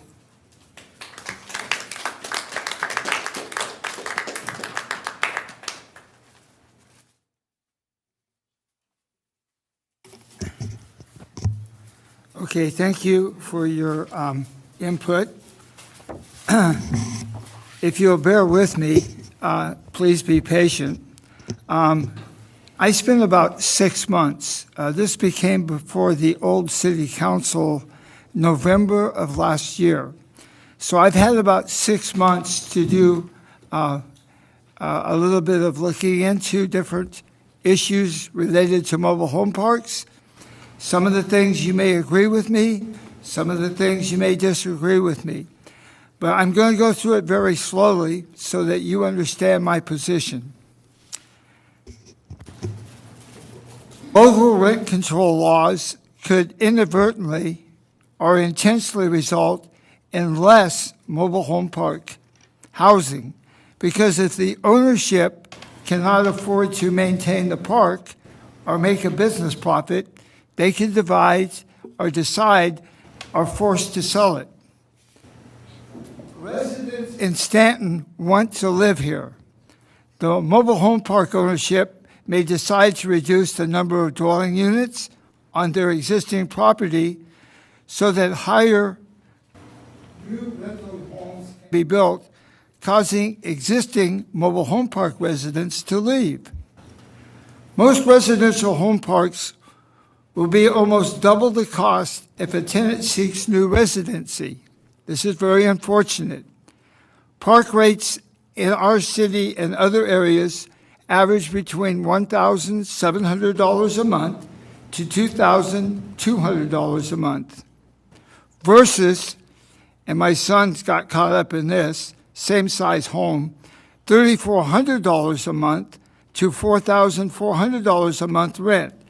And remember, there's no subsidy available for people that have their own home. I would be better to support making single-family homes subject to local control laws. Single-family homes are a large portion of our city housing stock and a growing portion of our rental housing stock. So there is a significant opportunity to expand protections by making single-family homes subject to rent control. Cheaper homes in Stanton would provide low and mod and affordable housing. Addressing housing affordability for California requires solutions beyond rent control, which I agree with. More than half, or 53% of the renters in the state are considered rent burdened, meaning not that they spend more than 30% of their housing income on rent and utilities each month. However, this is not true for the 10 mobile home parks in Stanton. Over the past 10 years, I've had a handful of calls regarding rents in our town. All of those individuals who are rent burdened received help from many of the different opportunities that were available. As an example, seeking help, there is the Golden State Manufactured Home Owners League. HCD for the state of California has a mobile home assistance center. The County of Orange has a housing department. Manufactured Educational Housing Trust has subsidy. Current subsidies that are happening in our city are now between $260 to almost $700 a month.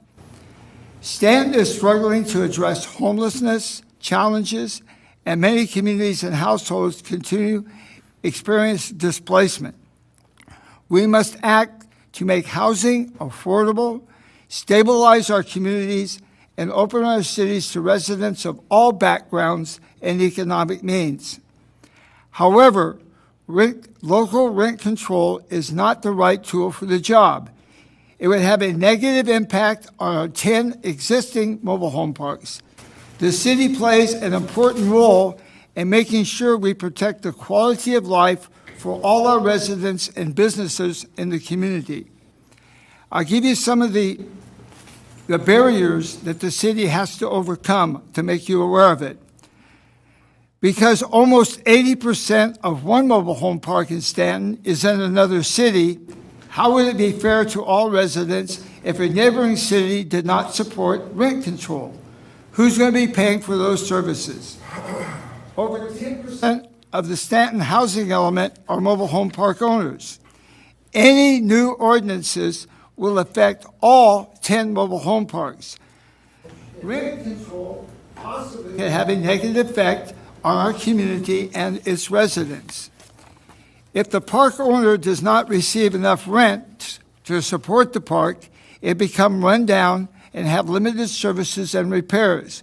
A classic example is one of the only cities that has rent control in Orange County is Santa Ana.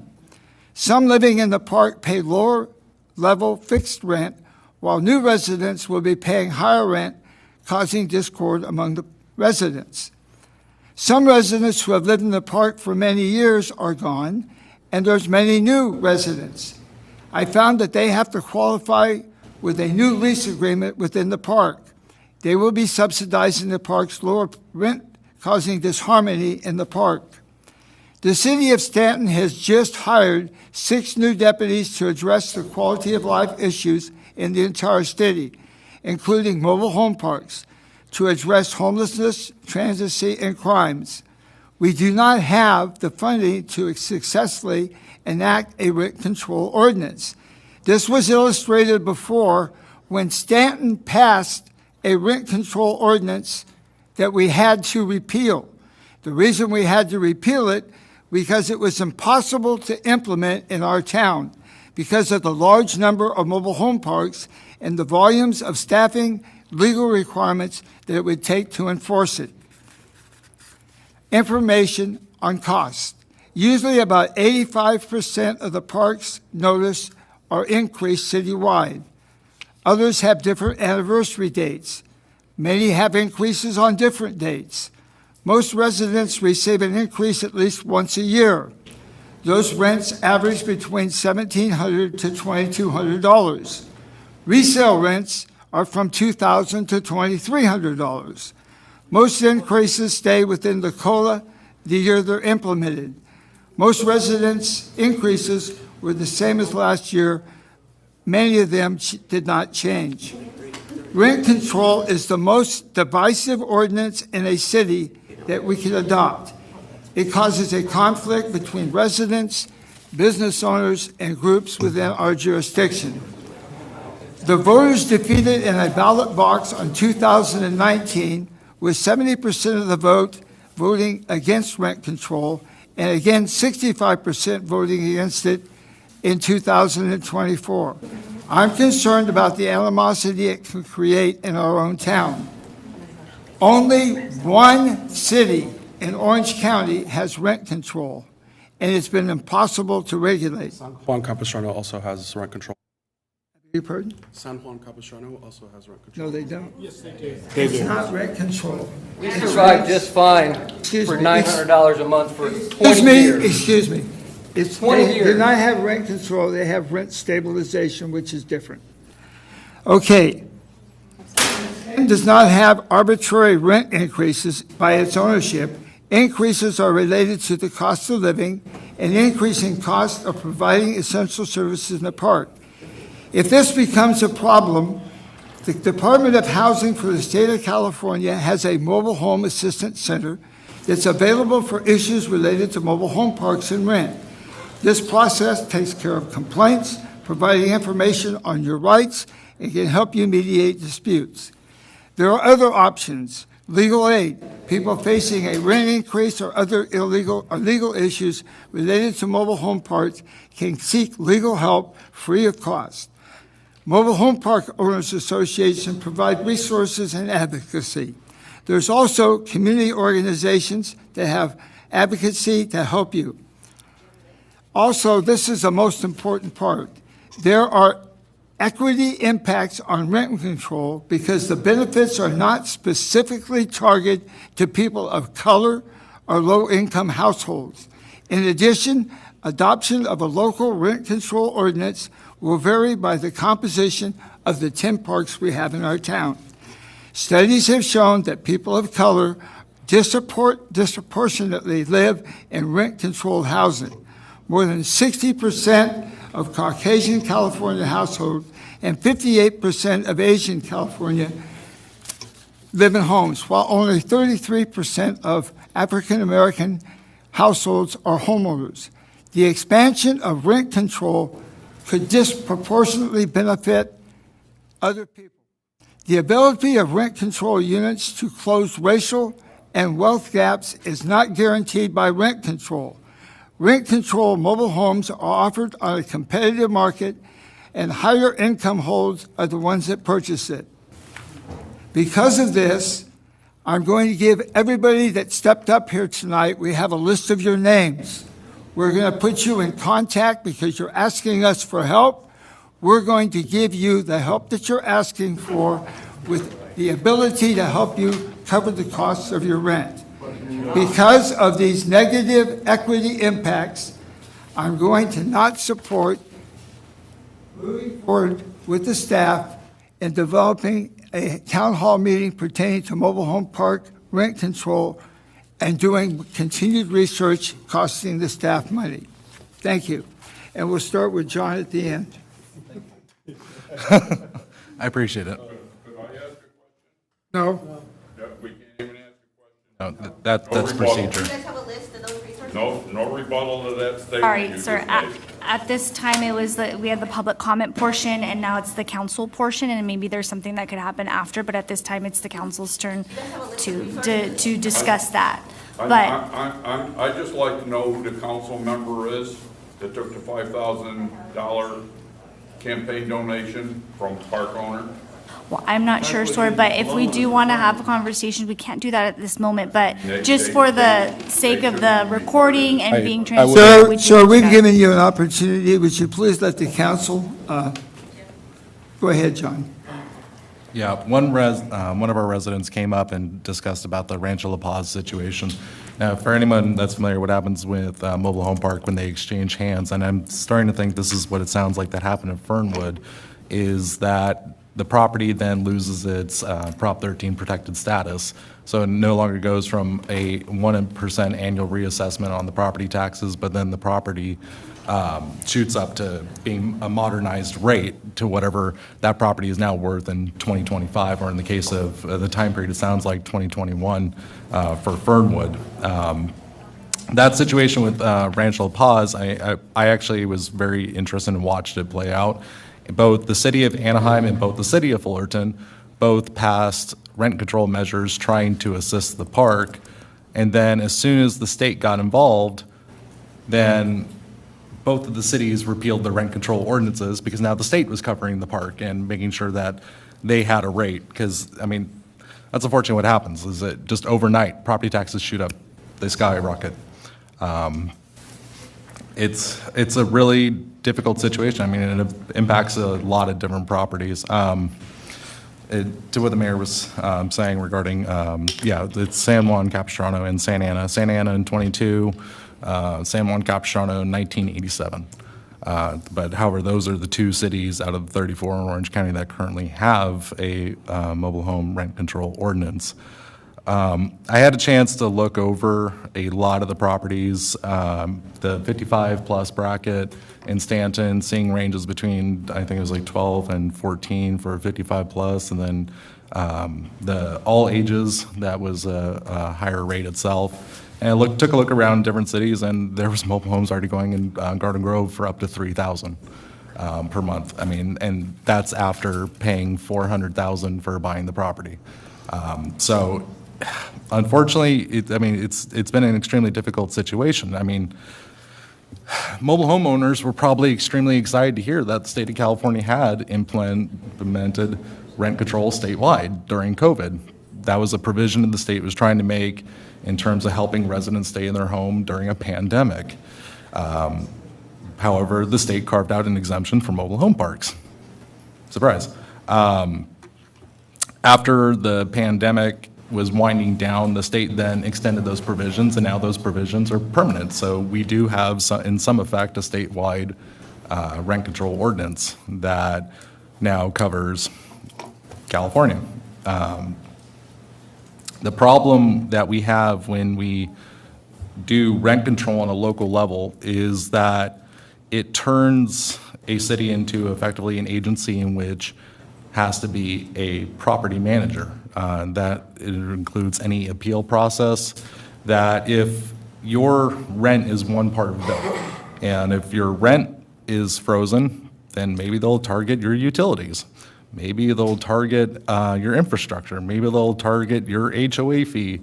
And there's all these different ways that they could start targeting at different things. And that creates a system where you have to have an appeal process that then goes to the city. City staff has to go through it. The park has to be audited to try to figure out what the rate should be. I've looked through San Juan Capistrano's process, and they deal with that pretty regularly. Somebody makes a complaint, and suddenly now it has to go back to the city, and the city has to do the do-si-do with the parks. It's a very complicated situation because there's something that's come up in council for a while now that we've been trying to get out of the housing business, but rent control puts us back into having managed the housing business. And to that extent, that's quite a bit of staff time that gets involved. That's something that would even have to possibly be outsourced. And so people would have to reach out and talk to who knows what to be able to get their complaints heard. It's a very complicated and not so quite straightforward process. At this time, I'm gonna take a break on talking. So I'll let it go to Victor. My parents own a mobile home in Anaheim. Their rent is almost $2,200. And the new management came in, and we've seen the same increase because I believe it was about $9,000 to $1,000 when they first bought. And I see and I feel everybody's pain because everybody's cost of living is going up. I have a mortgage, and I thought it was a fixed forever, and I just got, my property value got reassessed, and my mortgage went up. And I'm like, man, I thought it was supposed to be fixed. But so now I have to adjust it almost another $100. You know, I look at gas prices. What is, you know, and it's just not us feeling it, it's everybody in the state. When they talk about 10% inflation, it's not 10% because I'm very frugal when it comes to cost. I used to get my, well, it used to be 99 cents for my deodorant. The same deodorant is $2.99. That's not 10%. I feel you guys. I don't know if rent control is the answer because I've seen what rent control can do. My family came from Ramona Gardens in the Boyle Heights, East LA area. That's affordable housing. What something sounds so good, in 5 years, 10 years, when you guys are gone, is it still going to be that good? I've talked to different council members from different cities in Orange County about this because I want to be educated. I want to see what rent control, and I've yet to have someone positive because it comes back to when those residents leave, the next residents don't keep up the pride. It's basically just free low income.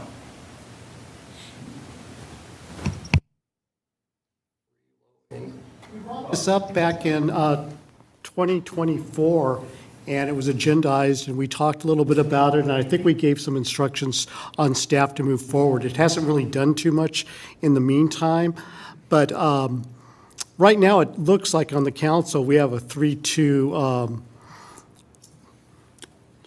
what would you call it? We don't agree. There's two of us that probably would agree for rent control or some kind of help, and there's probably three of us right now that look like we probably wouldn't. I think the best bet, I think you people are getting really the raw end of this deal. I've been hearing about this since 2024, but I guess it's been going on before then. But it sounds like they're raising the rents kind of out of control. The mayor, when he was reading his long statement there, did talk about some resources, though. There is a Mobile Home Park Association. Do you have that number, Mr. Mayor? Vicki Talley's number that you could give them? It's not just one, there's 7, and Can we get that information out to these people? Before anybody leaves, I would like everybody to get my cell number, the people that ask for help, and I will give it to them. There are some resources, though, that can help you with the rent each month. I would definitely suggest some of you could probably qualify for that the way it sounds. So that might be the first thing to do, because even if we do something, you're going to be stuck at the rate you've got right now. If you're paying $2,200 or $2,100 or something, we can't make it come down with rent control. And we don't have the votes up here on the council to impose rent control. I can see that right now. But we would like to help you. And I think if, get the mayor's call. Mayor's going to give you his phone number, his personal phone number. He will give you the information if you call him on there are places that do help subsidize your rent for you. Part of it's the mobile home park owners together have a fund to do that. And that would at least, I don't know how long it lasts or anything like that. I don't know the information on it. But it would be something that could maybe help you guys get through this. Because I have friends in similar situations, mainly not in mobile home parks, but in apartments, getting the rents raised all the time too. And they have to move to a cheaper apartment. But with you guys owning your mobile homes, you can't really move very easily. We understand that, or at least I understand that. I think most of us understand that. So come up and get a card from the mayor, get his personal phone number, call him, since we don't have the information available here. This was just being put on tonight, not to come to any kind of conclusions. We were just agendizing this to come up with a plan in the future. So this really, you guys, we're glad you're here. We're glad we got the information, and I think we can help on the short term. I'm not sure we have the votes here to do rent control in the future. That's just the way it looks to me on the council. Okay. So upon talking to our Stanton residents in mobile home parks, a consistent issue that kept coming up is affordability of their home. As everybody knows, rent is skyrocketing everywhere, and rent in mobile home parks are not subject to the same laws as regular renters. Mobile home park landlords are not subject to the Tenant Protection Act like other landlords. Landlords cannot raise rent more than 10% total or 5% plus the percentage change in the cost of living. Seeing how every elected official up here has a mobile home park in their district, it is important we give a chance to our residents to have a say about this issue. Many of our fixed-income seniors, veterans, and residents struggle to keep up with the skyrocketing rent increases. There are residents that tell me that they often worry about either paying rent or putting food on the table at night. This is well known as a national issue as well. Mobile home parks have a more unequitable dynamic that has been ignored in California. We're not the only and the first city in Orange County that would be looking into this. Cities like San Juan Capistrano have successfully implemented a version of, let's say, rent control or rent stabilization. And people are being priced out of their homes and potentially becoming unhoused. This should be enough for us to listen to our residents. I am asking council to do the bare minimum and listen to our residents over their concerns, because if these claims are correct, we actually have the power and jurisdiction to help people in dire need. We need this town hall to fully understand their valid concerns. Residents could have a different set of priorities, and if so, we should move and adapt. My fellow residents, I understand what it means to struggle to make rent and be faced with the idea of losing your home. Unfortunately, special interests have dictated the flow of this council for many years. After this discussion, I am not confident that we're going to have the votes to hold a town hall. If I can't get this town hall passed, I will work directly with you all to advocate for a solution. You will have a direct line with me. I will use my connections to talk to the right people on your behalf, congressmen, representatives, etc. We cannot let this be the end of your advocacy or mine to see a better community. Please come get a business card for me after the meeting. Thank you for coming out. Seeing everybody makes me proud of my community. Thanks.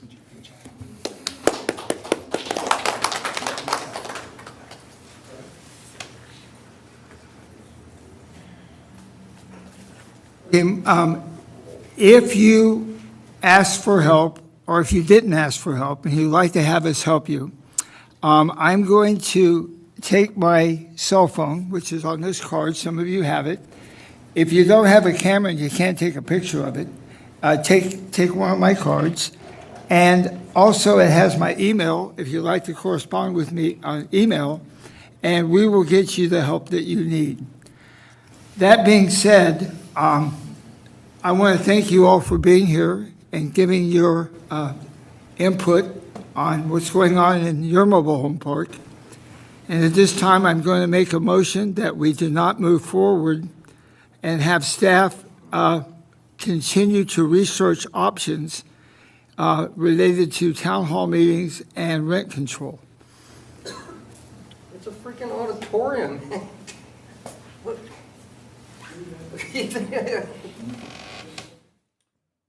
Where we are our own.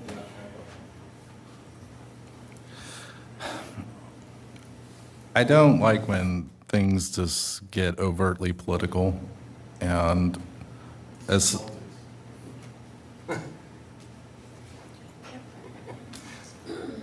I studied at Cal State Fullerton. I got my degree education in public administration, and even when I was attending there and going through my studies about how do cities work, how does local government work, rent control was the kind of matter that was not viewed upon kindly in my studies. I mean, not from me, that's from my professors, but upon our studies that we talked about those items. And the insinuation that that's the only option out there and we don't support the residents otherwise if we don't exercise one particular option when we haven't even looked at other options is an unfortunate accusation. I mean, I understand rent control is a popular cliche term that we hear out there in the political sphere. I get that, I understand it. But what we're seeing here, I understand that Fernwood's going through a serious situation. The property has been reevaluated and you guys are facing the brunt of it. But much like the situation that happened with Rancho La Paz, where you had those two cities, is that once they were able to get legislation, they both jumped out of the rent control game. It's a very complicated business for cities to be involved in. And last week, I was hoping to get together an app where residents would be able to easier report issues that they were seeing in the community. And I was told at that time that that might be a strain on staff, on what is effectively a glorified digital email chain on your mobile phone. But for the impetus that we can suddenly now say we're going to open a new wing of Stanton that's going to be capable of dealing with managing the rent of 10 parks is really difficult. I wish we had the capability of targeting one park and say, hey, knock it off, but then there's laws against that. It's a really difficult situation because I've walked and talked to lots of people in mobile home parks. I have 5 of them in my district. I've talked to a lot of people that lived in mobile homes. And there was a general fear from some people that are like, hey, I like this park. They've done a really good job in managing it.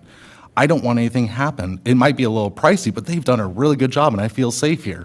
I walked through other parks and, well, they didn't look so good. And they might have been a little more affordable. But one concern I kept hearing was feeling safety. You know, well, whether it be the skunks, the coyotes, or the other vermin that several people mentioned. But, you know, I found homeless people sleeping around people's mobile homes. I saw one senior individual who was coerced by a homeless person to be able to live in her unit. And second time I came around, I was watching that guy washing himself in the backyard with a garden hose. You know, I wish I could have the capability to be able to micro-target issues.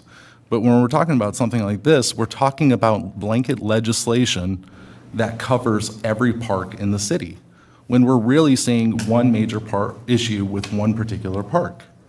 And I know there was also residents came out of Plaza Pines. I heard that was a 55-plus community, and the rates that were being thrown out there looked about average of what I was seeing in other 55-plus communities in the city. I spent some time looking at Zillow, reviewing not just Stanton, neighboring cities within a 5-mile radius, and seeing what kind of rates that were being applied there. I mean, in a lot of ways, Stanton is still really affordable.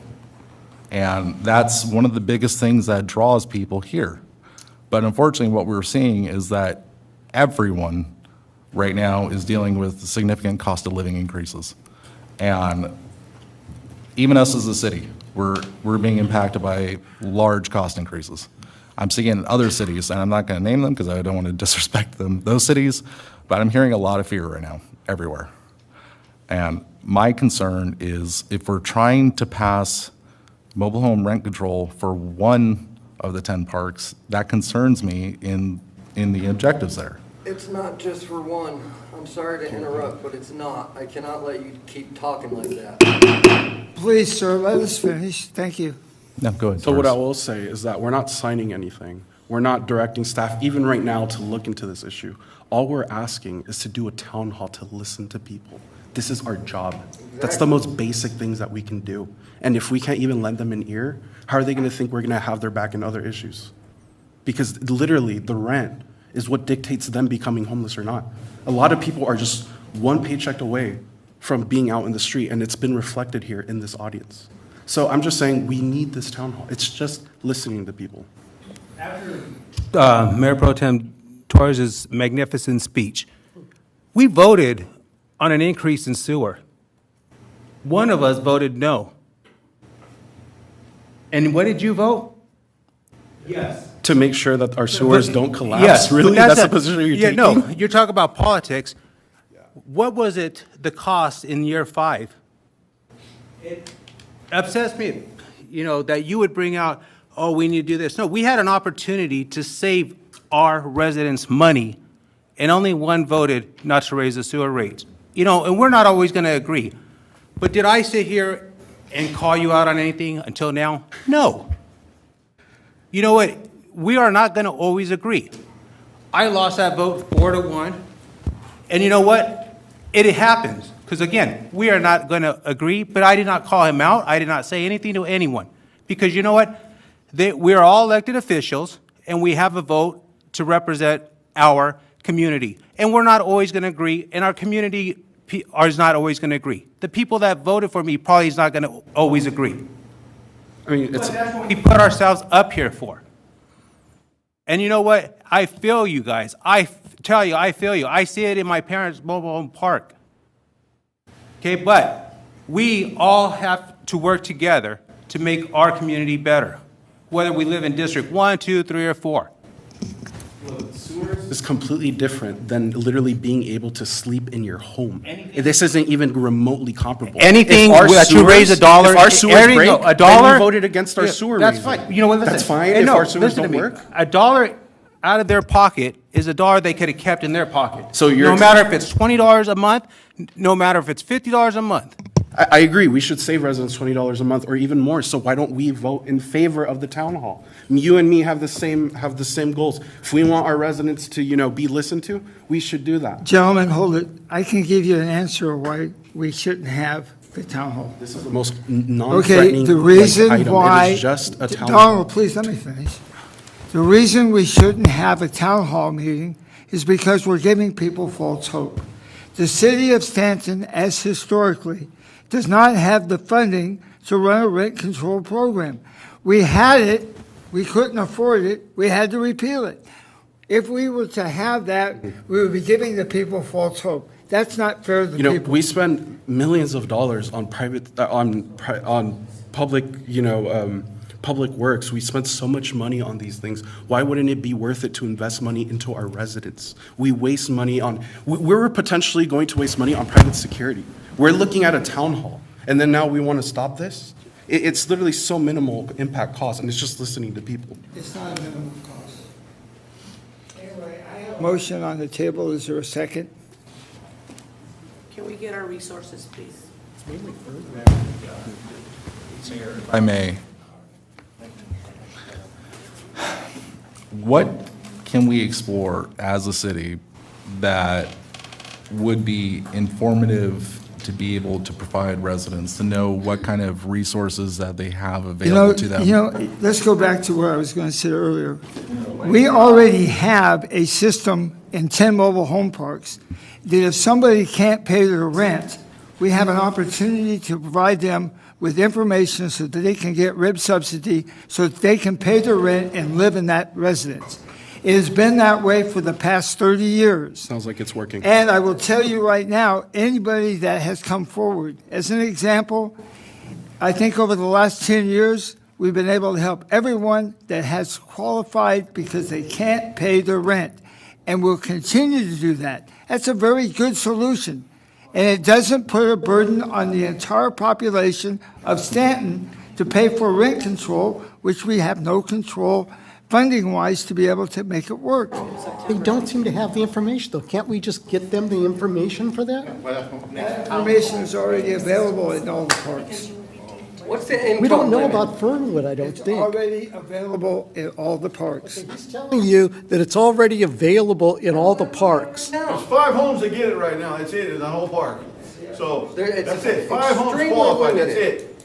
Already looked at this? That's all, there's 5 that qualified, that's it. Actually, that's incorrect. 10% of Fernwood has rent 10% has rent subsidy. You don't know what you're That's talking about. 17 homes. 17 homes. Gentlemen, Section 8 there? I think it's up to you. Let's just get this over with. No, but when I moved in, you're not allowed to rent your own property. Motion?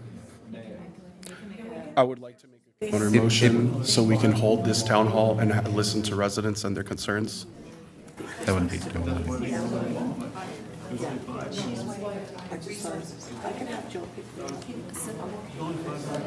Oh, are you making another motion? Yeah, I wanted to, I've been kind of wanting to ask about,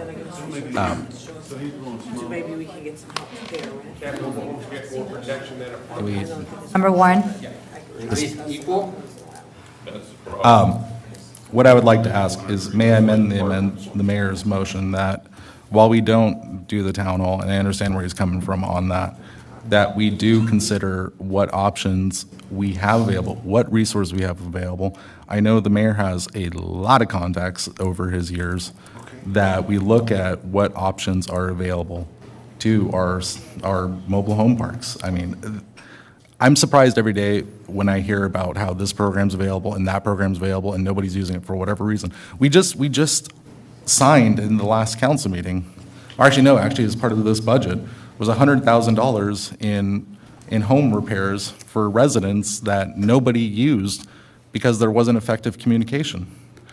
or I don't want to dismiss the staff, but they do their best. But we relaunched that program again in the hopes that people would be using that program. You know, there's a lot of things out there that are available to explore. So I mean, when I'm... They're not given to us, sir. They're not given to us. You vote on the We counter ask motion for them made. over and over, and they're not given to us. Well, okay. With the second. I asked to amend your motion that we come back and maybe we have a presentation from some of the groups you've mentioned that can come to us. Councilmember Warren, because Mayor Pro Tem Torres has a motion on the floor with a first and second, we have to vote on that first. And then if that fails, then you can make a friendly amendment to the mayor's Thank you. original motion. So we have a first and a second for Councilmember Torres' substitute motion. May we have a roll call vote, please? Thank you. We have a motion by Mayor Pro Tem Torres, a second by Councilmember Taylor. I now proceed with the roll call vote. Councilmember Warren? No. Councilmember Barrios? Councilmember Taylor? Yes. Mayor Pro Tem Torres? Mayor Shaver? No. That vote fails, 2-3. Now we go back to the original motion on the floor. Councilmember Warren, did you want to make a friendly amendment to the motion? Yeah, if I may ask the mayor, consider that we get some of these groups to come before council. Maybe they can present to us to talk about what some of these programs are available. I have no problem with that as long as the main part of my motion is carried at this time.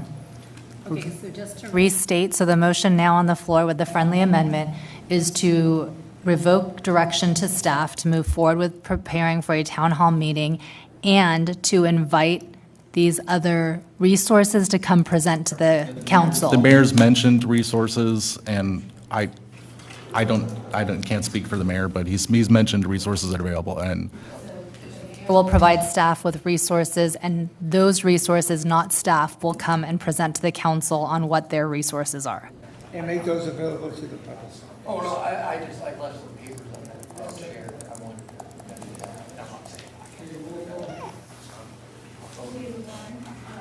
Motion by Councilmember Warren, a second by Mayor Shaver. I'll now proceed with the roll call vote. Councilmember Warren? Councilmember Barrios? Councilmember Taylor? Yes. Mayor Pro Tem Torres? Better than nothing, yes. Yes. Okay, motion passes unanimously. Okay. Moving on to item number 16. This is items of the city attorney. Thank you, Mayor and Council. I have no items. Items of the city manager. No items this evening. Thank you. And I believe our illustrious fire chief had to leave. Is that correct? Correct, but Public Safety Director Wren has the report on behalf of the OCFA. Okay. Good evening, Mayor, members of council. I will be presenting the information provided by the Orange County Fire Authority for the month of May. They had a total of 374 incidents, 248 medical, 11 were traffic-based, 1 for a hazmat situation, and 100 other calls. The two Second. Now, what? If anyone would like to get a cards, come on up. Anybody in the audience, come on up. That way you don't have to sit through a...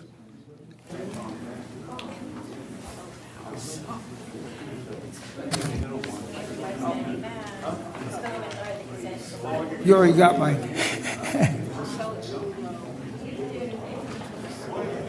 If you need it. I know I gave you one before.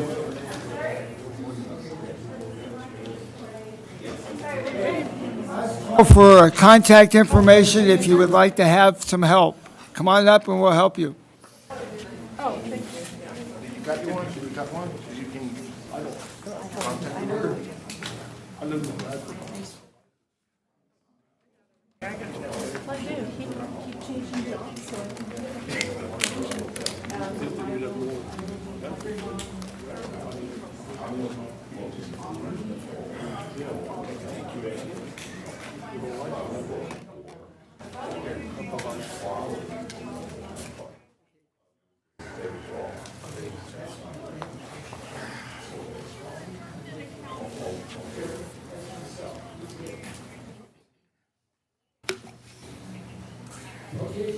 Back on. Are we adjourned? You good? Oh, you're welcome. Yeah. We'll go ahead and wrap it up here. Yeah. All All right, so I'm proud to present the report from the Orange County Fire Authority. In the month of May, they had 374 calls, 9 of which were fire, 248 medical, 11 traffic, 1 hazmat, and 100 miscellaneous calls. 2 major incidents. On May 2nd, they received a call of a major traffic collision with 1 vehicle on fire. Reports of potential entrapment. 46 arrived on scene. There was 1 vehicle on fire, 1 person trapped, and they were able to assess that patient, pull them out, and then a second patient was transported to a local hospital. On Monday, May 5th, at approximately 7:40, they received a report, passerby reported black smoke coming out of a storm drain. On Catella, 46 responded, and they were able to create a scene and work with OC Public Works, Orange County Sheriff's Department, and the city staff in order to address the situation, and there were no injuries reported at that event. So that is all. And I will gladly pass on any questions to OCFA if you have any.